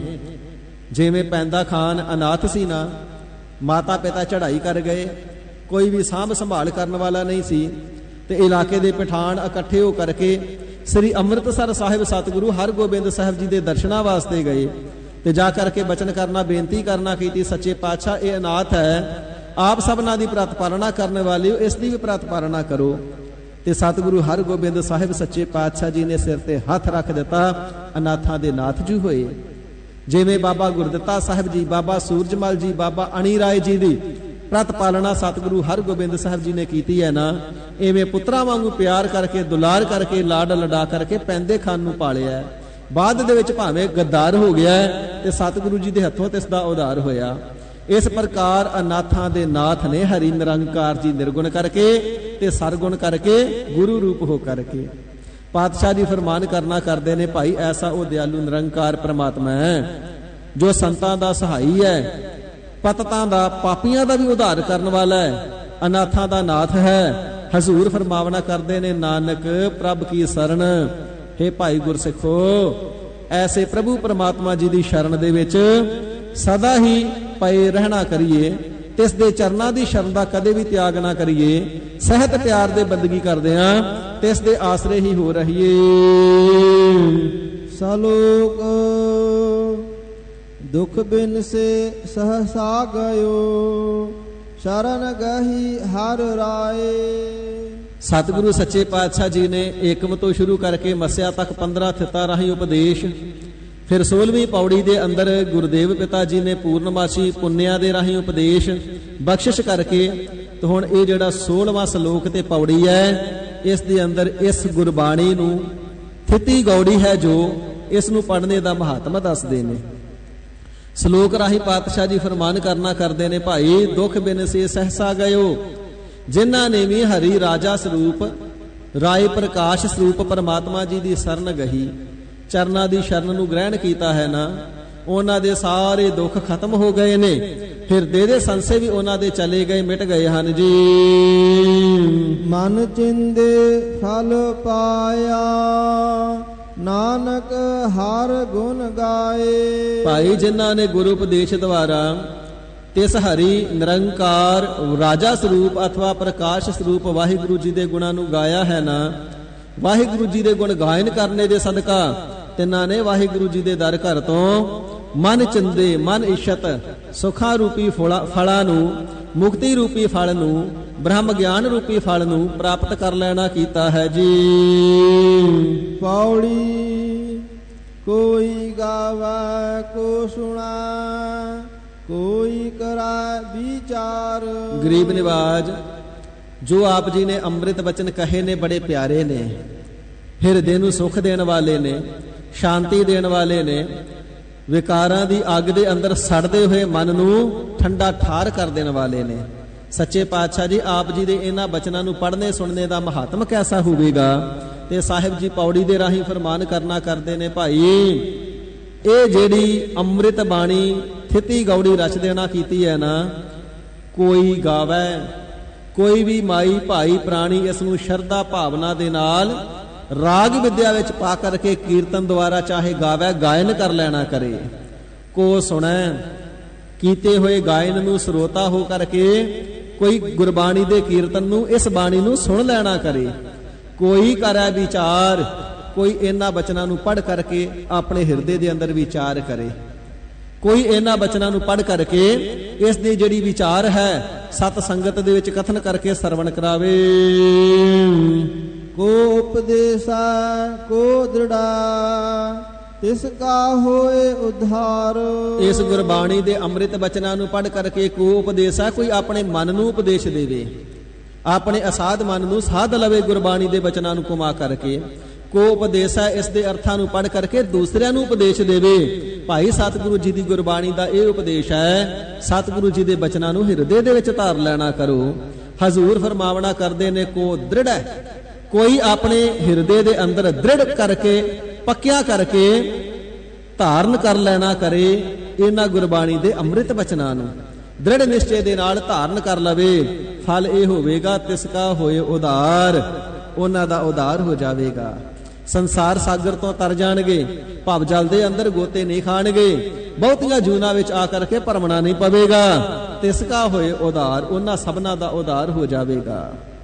ਇਸ ਬਾਣੀ ਨੂੰ ਕੋਈ ਪੜ੍ਹ ਲਵੇ, ਕੋਈ ਸੁਣ ਲਵੇ, ਕੋਈ ਵਿਚਾਰ ਕਰ ਲਵੇ, ਕੋਈ ਉਪਦੇਸ਼ ਦੇ ਦੇਵੇ, ਕੋਈ ਉਪਦੇਸ਼ ਨੂੰ ਹਿਰਦੇ ਵਿੱਚ ਦ੍ਰਿੜ ਕਰਕੇ ਧਾਰਨ ਕਰ ਲਵੇ, ਕਿਸੇ ਵੀ ਰੂਪ ਦੇ ਵਿੱਚ ਇਹਨਾਂ ਅੰਮ੍ਰਿਤ ਬਚਨਾਂ ਨੂੰ ਸੁਣ ਲਵੇ, ਸੁਣਾ ਲਵੇ, ਪੜ੍ਹ ਲਵੇ, ਪੜ੍ਹਾ ਲਵੇ, ਬਸ ਗ੍ਰਹਿਣ ਕਰ ਲਵੇ।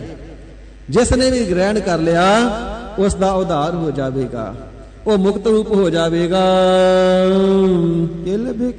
ਕਿਲ ਬਿਖ ਕਾਟੈ ਹੋਏ ਨਿਰਮਲਾ ਜਨਮ ਜਨਮ ਮਲ ਜਾਏ। ਇਹ ਜੋ ਗੁਰਬਾਣੀ ਹੈ, ਗੁਰਬਾਣੀ ਦੇ ਅੰਦਰ ਨਾਮ ਦਾ ਕਥਨ ਕੀਤਾ ਹੈ, ਇਹ ਸਾਰੇ ਕਿਲ ਬਿਖ ਬੱਜਰ ਪਾਪਾਂ ਨੂੰ ਕੱਟਣ ਵਾਲਾ ਹੈ।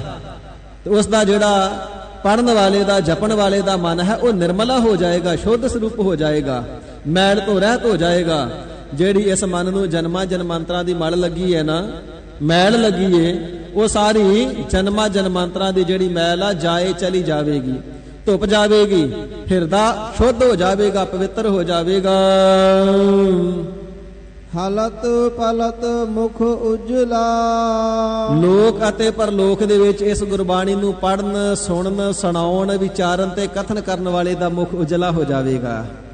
ਕੈਸਾ ਸਤਿਗੁਰੂ ਸੱਚੇ ਪਾਤਸ਼ਾਹ ਮਹਾਰਾਜ ਜੀ ਦਾ ਇਹ ਬਖਸ਼ਿਸ਼ ਭਰਿਆ ਬਚਨ ਹੈ, ਜਿਹੜਾ ਜੰਮਣ ਮਰਨ ਬੇਅੰਤ ਜਨਮਾਂ ਦੀ ਤਪੱਸਿਆ ਕਰਕੇ ਨਹੀਂ ਸੀ ਜੀਵਾਂ ਦਾ ਮੁਕਦਾ। ਹਜ਼ੂਰ ਫਰਮਾਨ ਕਰਨਾ ਕਰਦੇ ਨੇ, ਇਸ ਗੌੜੀ ਰਾਗ ਦੀ ਇਸ ਪਾਵਨ ਬਾਣੀ ਨੂੰ ਪੜ੍ਹ ਲਵੇ, ਜੰਮਣ ਮਰਨ ਕਟਿਆ ਜਾਵੇਗਾ, ਇਸ ਲੋਕ ਦੇ ਅੰਦਰ ਵੀ ਵਡਿਆਈ ਹੋਵੇਗੀ, ਜਸ ਹੋਵੇਗਾ, ਦਰਗਾਹ ਦੇ ਅੰਦਰ ਵੀ ਤਿਸ ਦਾ ਮੁਖ ਉਜਲਾ ਹੋਵੇਗਾ। ਨਹ ਪੋਹਾ ਤਿਸ ਮਾਏ, ਉਸ ਨੂੰ ਕਿਸੇ ਪ੍ਰਕਾਰ ਮਾਇਆ ਪੋਹ ਹੀ ਨਹੀਂ ਸਕੇਗੀ, ਮਾਇਆ ਵਿਆਪੇਗੀ ਹੀ ਨਹੀਂ, ਮਾਇਆ ਤਾਂ ਉਸ ਦੇ ਉੱਪਰ ਆਪਣਾ ਅਸਰ ਹੀ ਨਹੀਂ ਕਰੇਗੀ, ਜਿਹੜਾ ਇਸ ਅੰਮ੍ਰਿਤ ਬਾਣੀ ਦੇ ਬਚਨਾਂ ਨੂੰ ਨਿਤ ਪੜਦਾ ਸੁਣਦਾ ਰਹੇ। ਸੋ ਸੁਰਤਾ ਸੋ ਬੈਸਨੋ, ਪਾਤਸ਼ਾਹ ਜੀ ਫਰਮਾਨ ਕਰਦੇ ਨੇ, ਭਾਈ ਸੁੱਚੀ ਸੁਰਤ ਵਾਲਾ ਵੀ ਉਹੀ ਹੋਈ ਹੈ। ਵਾਹਿਗੁਰੂ ਜੀ ਦੇ ਵਿੱਚ ਸੁਰਤ ਟਿਕਾਉਣ ਵਾਲੇ ਨੂੰ ਆਖਿਆ ਜਾਂਦਾ ਸੁਰਤਾ। ਬਹੁਤ ਲੋਕਾਂ ਨੇ ਵੱਖ-ਵੱਖ ਤਰੀਕਿਆਂ ਦੇ ਨਾਲ ਸੁਰਤ, ਕਿਸੇ ਨੇ ਹੱਠ ਯੋਗ ਕਰਦਿਆਂ, ਕਿਸੇ ਨੇ ਪ੍ਰਾਣਾਯਾਮ ਕਰਦਿਆਂ ਵੱਖ-ਵੱਖ ਜਗ੍ਹਾ ਤੇ ਸੁਰਤ ਨੂੰ ਟਿਕਾਉਣ ਦਾ ਬਚਨ ਕੀਤਾ ਹੈ। ਪਰ ਪਾਤਸ਼ਾਹ ਜੀ ਬਚਨ ਕਰਦੇ ਨੇ, ਸੱਚਾ ਸੁਰਤਾ ਉਹੀ ਹੋਈ ਹੈ। ਫਿਰ ਪੜ੍ਹ ਦਿਓ ਜੀ, ਸੋ ਸੁਰਤਾ ਸੋ ਬੈਸਨੋ, ਬੈਸਨੋ ਕਹੀਏ ਕਰਤਾਰ ਜੀ ਦਾ ਉਪਾਸ਼ਕ, ਪਰਮ ਪਿਤਾ ਪਰਮਾਤਮਾ ਜੀ ਨੂੰ ਮੰਨਣ ਵਾਲਾ, ਵਾਹਿਗੁਰੂ ਜੀ ਦੇ ਨਾਲ, ਵਿਸ਼ਨ ਜੀ ਦੇ ਨਾਲ ਜਿਸ ਦਾ ਸੰਬੰਧ ਹੋਵੇ ਸੋ ਕਹੀਏ ਵੈਸ਼ਨਵ। ਪਾਤਸ਼ਾਹ ਜੀ ਕਹਿੰਦੇ ਕਰਤਾਰ ਦਾ ਪੁਜਾਰੀ ਉਹੀ ਹੋਈ ਹੈ, ਰੱਬ ਦਾ ਭਗਤ ਉਹੀ ਹੋਈ ਹੈ, ਨਿਰਮਲ ਸੁਰਤ ਵਾਲਾ ਉਹੀ ਹੋਈ ਹੈ। ਸੋ ਰਤਾ ਸ੍ਰੇਸ਼ਟ ਪ੍ਰੇਮ ਭਾਵਨਾ ਦੇ ਅਨੁਸਾਰ, ਪ੍ਰੇਮ ਭਾਵਨਾ ਦੇ ਨਾਲ ਨਾਮ ਦੇ ਵਿੱਚ ਰੰਗਿਆ ਉਸੇ ਨੂੰ ਹੀ ਜਾਣੋ। ਸੋ ਗਿਆਨੀ ਧਨਵੰਤ, ਭਾਈ ਉਸੇ ਨੂੰ ਹੀ ਗਿਆਨ ਦੇ ਸਹਿਤ ਗਿਆਨਣੀ ਜਾਣਨਾ ਕਰੋ, ਉਸੇ ਨੂੰ ਹੀ ਧਨਵੰਤ ਬਹੁਤੇ ਧਨ ਵਾਲਾ ਧਨਾੜ ਜਾਣਨਾ ਕਰੋ। ਜੇਕਰ ਦੁਨੀਆ ਦਾ ਬੇਅੰਤ ਪ੍ਰਕਾਰ ਦਾ ਗਿਆਨ ਵੀ ਹੈ ਤੇ ਤਾਂ ਵੀ ਗਿਆਨਨ ਮਹਿ ਗਿਆਨ ਅਰ ਧਿਆਨਨ ਮਹਿ ਧਿਆਨ ਗੁਰ। ਸਾਰੇ ਪ੍ਰਕਾਰ ਦੇ ਗਿਆਨਾਂ ਦੇ ਵਿੱਚੋਂ ਗੁਰੂ ਕਾ ਗਿਆਨ ਉੱਤਮ ਹੈ, ਧਿਆਨਾਂ ਦੇ ਵਿੱਚੋਂ ਗੁਰੂ ਕਾ ਧਿਆਨ ਉੱਤਮ ਹੈ। ਪਾਤਸ਼ਾਹ ਜੀ ਫਰਮਾਨ ਕਰਦਾ ਕਰਦੇ ਨੇ, ਸੁਰਤਾ ਵੀ ਉਹੀ ਹੋਈ ਹੈ, ਵੈਸ਼ਨਵ ਵੀ ਉਸੇ ਨੂੰ ਜਾਣੋ। ਇਸੇ ਪ੍ਰਕਾਰ ਹਜ਼ੂਰ ਫਰਮਾਵਣਾ ਕਰਦੇ ਨੇ, ਗਿਆਨੀ ਵੀ ਉਸੇ ਨੂੰ ਜਾਣੋ, ਗਿਆਨਵਾਨ ਵੀ ਉਸੇ ਨੂੰ ਜਾਣੋ, ਤੇ ਧਨਵਾਨ ਧਨਾੜ ਸ਼ਾਹੂਕਾਰ ਵੀ ਉਸੇ ਨੂੰ ਹੀ ਜਾਣੋ। ਸੋ ਸੂਰਾ ਕੁਲਵੰਤ ਸੋਏ, ਉਸੇ ਨੂੰ ਹੀ ਸੂਰਾ ਸੂਰਬੀਰ ਜਾਣਨਾ ਕਰੋ। ਮਨ ਅਜਿੱਤ ਸੂਰਮੇ ਨੂੰ ਜਿੱਤ ਲੈਣ ਵਾਲਾ ਸੂਰਮਾ ਵੀ ਉਹੀ ਹੋਈ ਹੈ।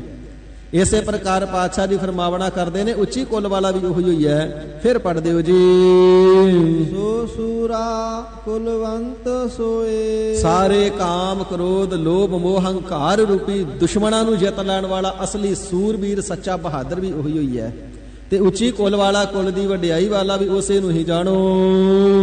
ਜਿਨ ਭਜਿਆ ਭਗਵੰਤ, ਜਿਸ ਨੇ ਭਗਵੰਤ ਪਰਮਾਤਮਾ ਜੀ ਦੇ ਨਾਮ ਨੂੰ ਭਜਿਆ ਹੈ, ਉਸ ਦੇ ਨਾਮ ਦਾ ਭਜਨ ਕੀਤਾ ਹੈ, ਸਦਾ ਜਪਿਆ ਤੇ ਉਚਾਰਿਆ ਹੈ ਸਤਨਾਮ ਸ੍ਰੀ ਵਾਹਿਗੁਰੂ। ਜੇ ਨਾਮ ਨੂੰ ਨਹੀਂ ਜਪਦਾ, ਚਾਹੇ ਰਾਜਾ ਹੋਵੇ, ਮਹਾਰਾਜਾ ਹੋਵੇ, ਸਮਰਾਟ ਚੱਕਰਵਰਤੀ ਪਾਤਸ਼ਾਹ ਹੋਵੇ, ਪਾਤਸ਼ਾਹ ਕਹਿੰਦੇ ਉਹ ਕੁਛ ਵੀ ਨਹੀਂ, ਉਹ ਮਾਇਆ ਦਾ ਹੀ ਪੁਤਲਾ ਹੈ, ਉਹ ਮਿੱਟੀ ਦਾ ਹੀ ਪੁਤਲਾ ਹੈ। ਸਰੀਰ ਖਾਕ ਤੋਂ ਉਤਪੰਨ ਹੋਈ, ਖਾਕ ਵਿੱਚ ਹੀ ਰਲ ਜਾਵੇਗੀ। 5 ਤੱਤਾਂ ਦਾ ਸਰੀਰ 5 ਤੱਤਾਂ 'ਚ ਹੀ ਮਿਲ ਜਾਵੇਗਾ। ਜੇ ਨਾਮ ਨਹੀਂ ਜਪਦਾ ਤੇ ਕੁਛ ਵੀ ਨਹੀਂ। ਪਰ ਜੇ ਨਾਮ ਜਪਦਾ ਹੈ, ਗਿਆਨ ਦਾ ਸਾਰ ਤੇ ਨਾਮ ਦਾ ਸਿਮਰਨ ਹੀ ਹੈ ਨਾ। ਗਿਆਨ ਦਾ ਕਥਨ ਕਰਦੇ ਰਹੀਏ, ਕਥਾ ਕਥ ਕੇ ਦੂਜਿਆਂ ਨੂੰ ਸੁਣਾਉਂਦੇ ਰਹੀਏ, ਆਪ ਸਿਮਰਨ ਕਰੀਏ ਨਾ, ਤੇ ਫਿਰ ਕੋਈ ਗਿਆਨ ਨਹੀਂ, ਕੋਈ ਗਿਆਨੀ ਨਹੀਂ। ਭਾਈ ਗਿਆਨ ਦਾ ਸਾਰ ਨਾਮ ਜਪਣਾ ਹੈ। ਹਜ਼ੂਰ ਫਰਮਾਉਂਦੇ ਨੇ, ਇਸ ਕਰਕੇ ਗਿਆਨੀ ਵੀ ਉਸੇ ਨੂੰ ਜਾਣੋ, ਵੇਦਾਂ ਦਾ ਗਿਆਤਾ ਉਸੇ ਨੂੰ ਜਾਣੋ, ਸੁਰਤਵਾਨ ਉਸੇ ਨੂੰ ਜਾਣੋ, ਵੈਸ਼ਨਵ ਉਸੇ ਨੂੰ ਜਾਣੋ, ਸੱਚੇ ਧਨ ਵਾਲਾ ਧਨਾੜ ਸ਼ਾਹੂਕਾਰ ਉਸੇ ਨੂੰ ਜਾਣੋ, ਉੱਚੀ ਕੁੱਲ ਵਾਲਾ ਉਸੇ ਨੂੰ ਜਾਣੋ, ਜਿਹੜਾ ਹਰੀ ਅਕਾਲ ਪੁਰਖ ਵਾਹਿਗੁਰੂ ਜੀ ਦੇ ਨਾਮ ਦਾ ਭਜਨ ਕਰਦਾ ਹੈ। ਖੱਤਰੀ ਬ੍ਰਾਹਮਣ ਸੂਦ ਬੈਸ, ਭਾਈ ਇਸ ਨੂੰ ਭਾਵੇਂ ਕੋਈ ਖੱਤਰੀ ਜਪ ਲੈਣਾ ਕਰੇ। 4 ਵਰਨ ਦੁਨੀਆ ਦੇ ਅੰਦਰ ਕਹੇ ਗਏ ਨੇ, ਖੱਤਰੀ ਬ੍ਰਾਹਮਣ ਸ਼ੂਦਰ ਤੇ ਵੈਸ਼। ਖੱਤਰੀ ਕਿਹਾ ਜਾਂਦਾ ਕਸ਼ਤਰੀ, ਜਿਹੜਾ ਸ਼ਸਤਰਾਂ ਨੂੰ ਧਾਰਨ ਕਰਨ ਵਾਲਾ ਯੋਧਾ ਹੈ। ਬ੍ਰਾਹਮਣ ਆਖਿਆ ਜਾਂਦਾ ਜਿਹੜਾ ਵੇਦ ਪਾਠਾਂ ਦਾ ਪਾਠ ਕਰੇ, ਵੇਦ ਵਿਦਿਆ ਦਾ ਧਾਰਨੀ ਹੋਵੇ। ਇਸੇ ਪ੍ਰਕਾਰ ਵੈਸ਼ ਆਖਿਆ ਜਾਂਦਾ ਕਿਰਸਾਨ ਲੋਕਾਂ ਨੂੰ ਜਿਹੜੇ ਖੇਤੀਬਾੜੀ ਵਾਹੀ ਤੋਂ ਵਪਾਰ ਕਰਨੇ ਵਾਲੇ ਨੇ। ਸ਼ੂਦਰ ਕਿਹਾ ਜਾਂਦਾ ਸੀ ਕੇਵਲ ਤਾਂ ਕੇਵਲ ਦੂਸਰਿਆਂ ਦੀ ਸੇਵਾ ਕਰਨ ਵਾਲਿਆਂ ਨੂੰ। ਇਸ ਪ੍ਰਕਾਰ ਲੋਕਾਈ ਨੂੰ, ਸੰਸਾਰ ਨੂੰ 4 ਭਾਗਾਂ ਦੇ ਵਿੱਚ ਮਨੂ ਸਿਮਰਤੀ ਦੇ ਅਨੁਸਾਰ ਬ੍ਰਾਹਮਣਾਂ ਨੇ ਵੰਡ ਦਿੱਤਾ ਤੇ ਕਹਿਣਾ ਕੀਤਾ, ਨਾਮ ਜਪਣ, ਨਾਮ ਤੇ ਘੱਟ ਤੇ ਜ਼ਿਆਦਾ ਤੇ ਹੰਕਾਰ, ਇਸੇ ਪ੍ਰਕਾਰ ਤਪ ਅਤੇ ਕਰਮ ਕਾਂਡਾਂ ਦਾ ਉਪਦੇਸ਼ ਦਿਆ ਕਰਦੇ ਸਨ।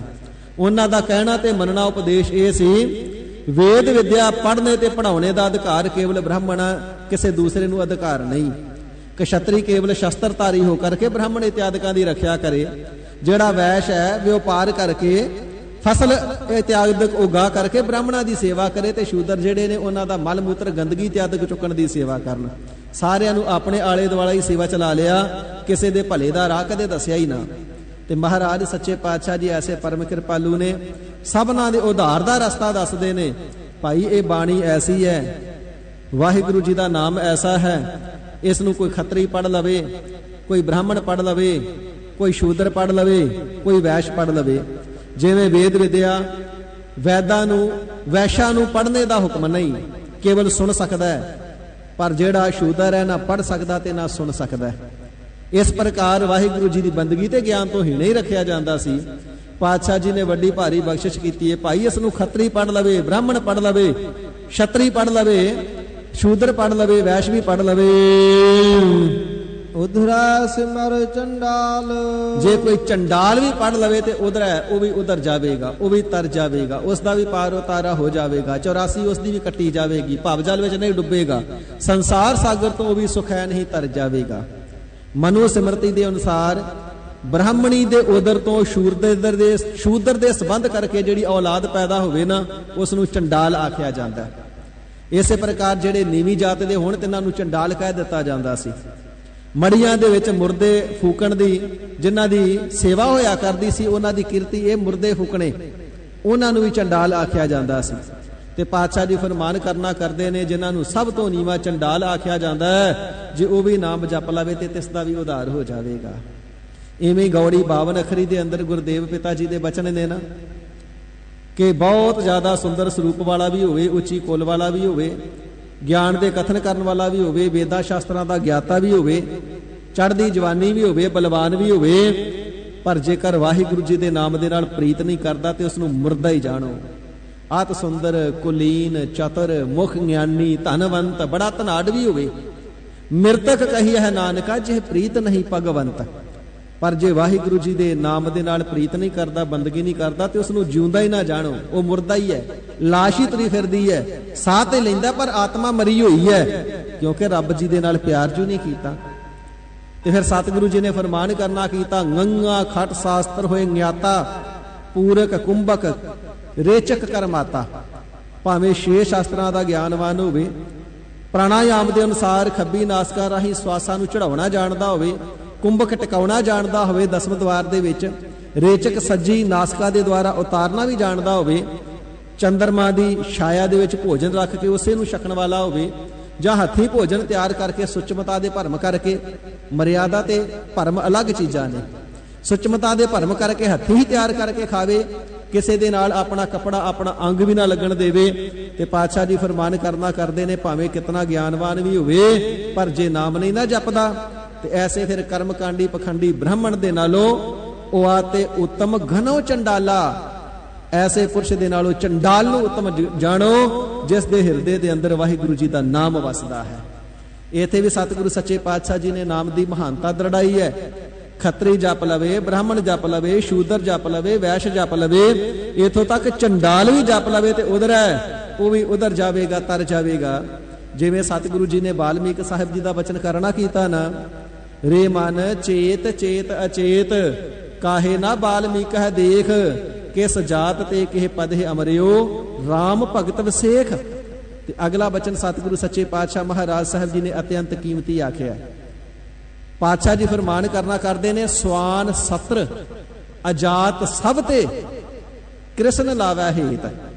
जेड़ा अजात जात तो हीना चंडाल सी, ते स्वान सत्र, स्वान नाम है कुत्ते दा, सत्र नाम है शत्रु दुश्मन दा।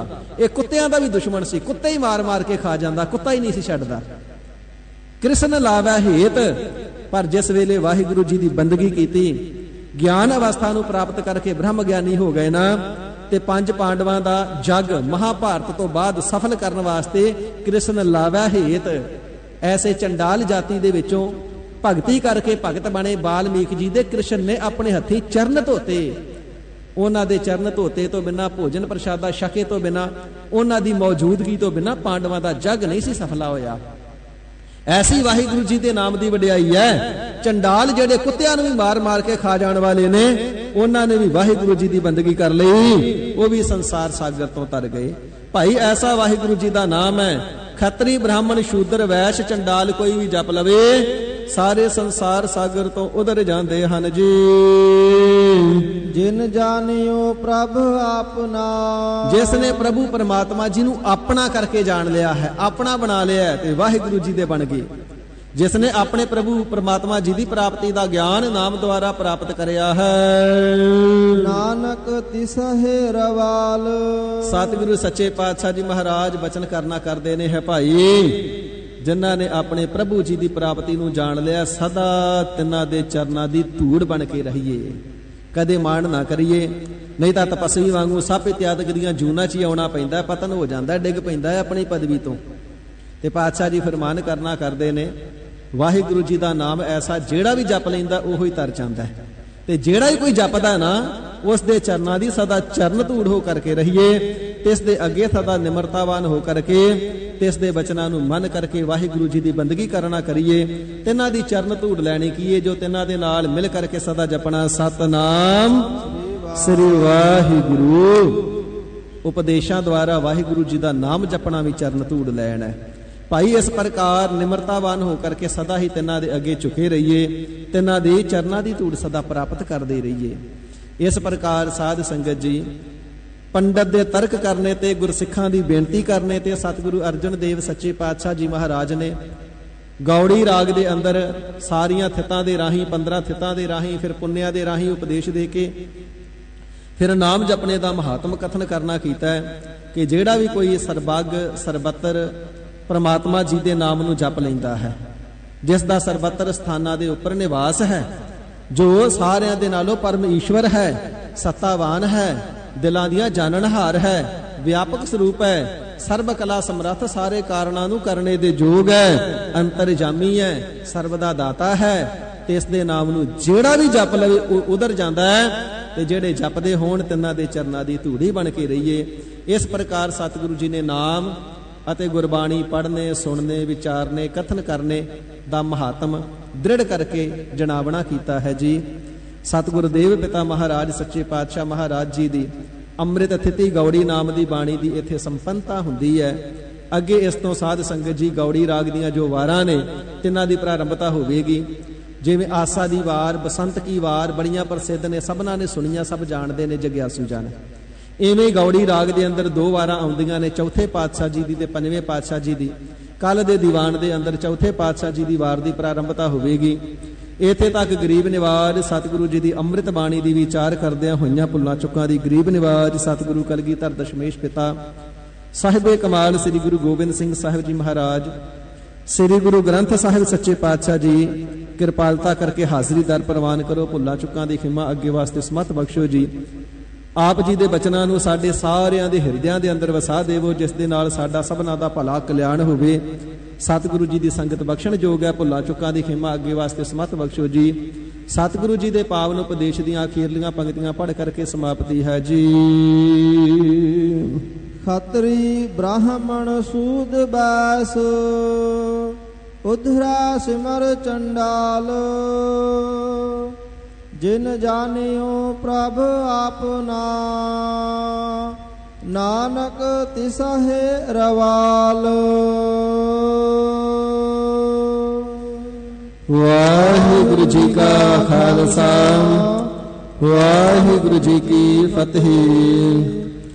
ਹੀ ਅਚੁੱਤ ਹੀ ਪਾਰ ਬ੍ਰਹਮ ਅਬਿਨਾਸੀ ਅਗਨਾਸ, हे पूरन सर्ब मैं दुख पंजन गुणतास, हे संगी हे निरंकार, हे निर्गुण सब टेक, हे गोविद हे गुण निधान, जाकै सदा विवेक, हे अपरंपर हर हरि हह पीहोवनहार, हे संतह कै सदा संग निधारा आधार, हे ठाकुर हव दासरो मैं निर्गुण गुण नहीं कोई, नानक दीजै नाम दान राखो हिय परोई आई प्रभ शरणागति कृपा निध दयाल एक अखर हर मन बसत नानक होत निहाल वाहिगुरु नाम जहाज है चढ़े सो उतर पार जो सरदा कर सेव दे गुर पार उतारन हार निता प्रत होत है सुनो सो सिंह सुजान नानक गुरु गोबिंद सिंह जी सदा कर कल्याण नानक गुरु गोबिंद सिंह जी सदा कर कल्याण वाहिगुरु जी का खालसा वाहिगुरु जी की फतेह। गाज के जयकारा गजावे सो निहाल हो जावे सत श्री अकाल गुरबार अकाल देग तेग फतेह गुरु पंथ खालसे दी चढ़दी कला रखो जी महाराज।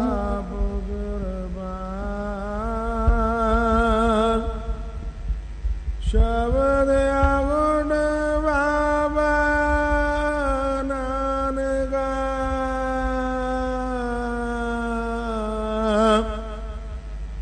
खाए खरज दान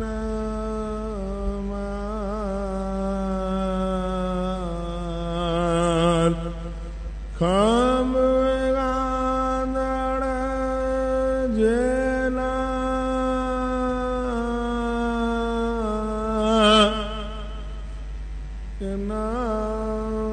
सब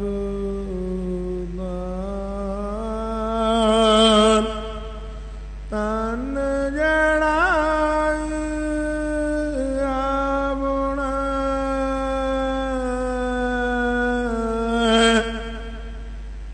लहा सो सजन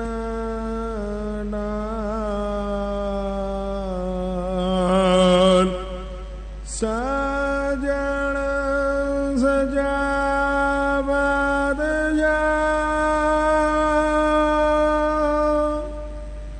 सर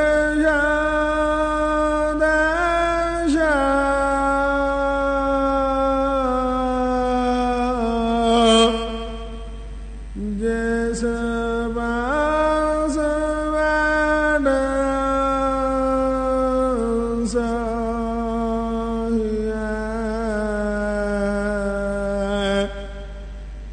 सबना दावे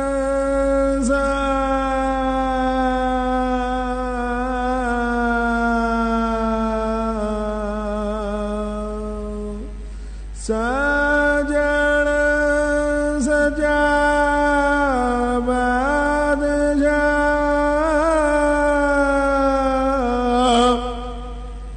सर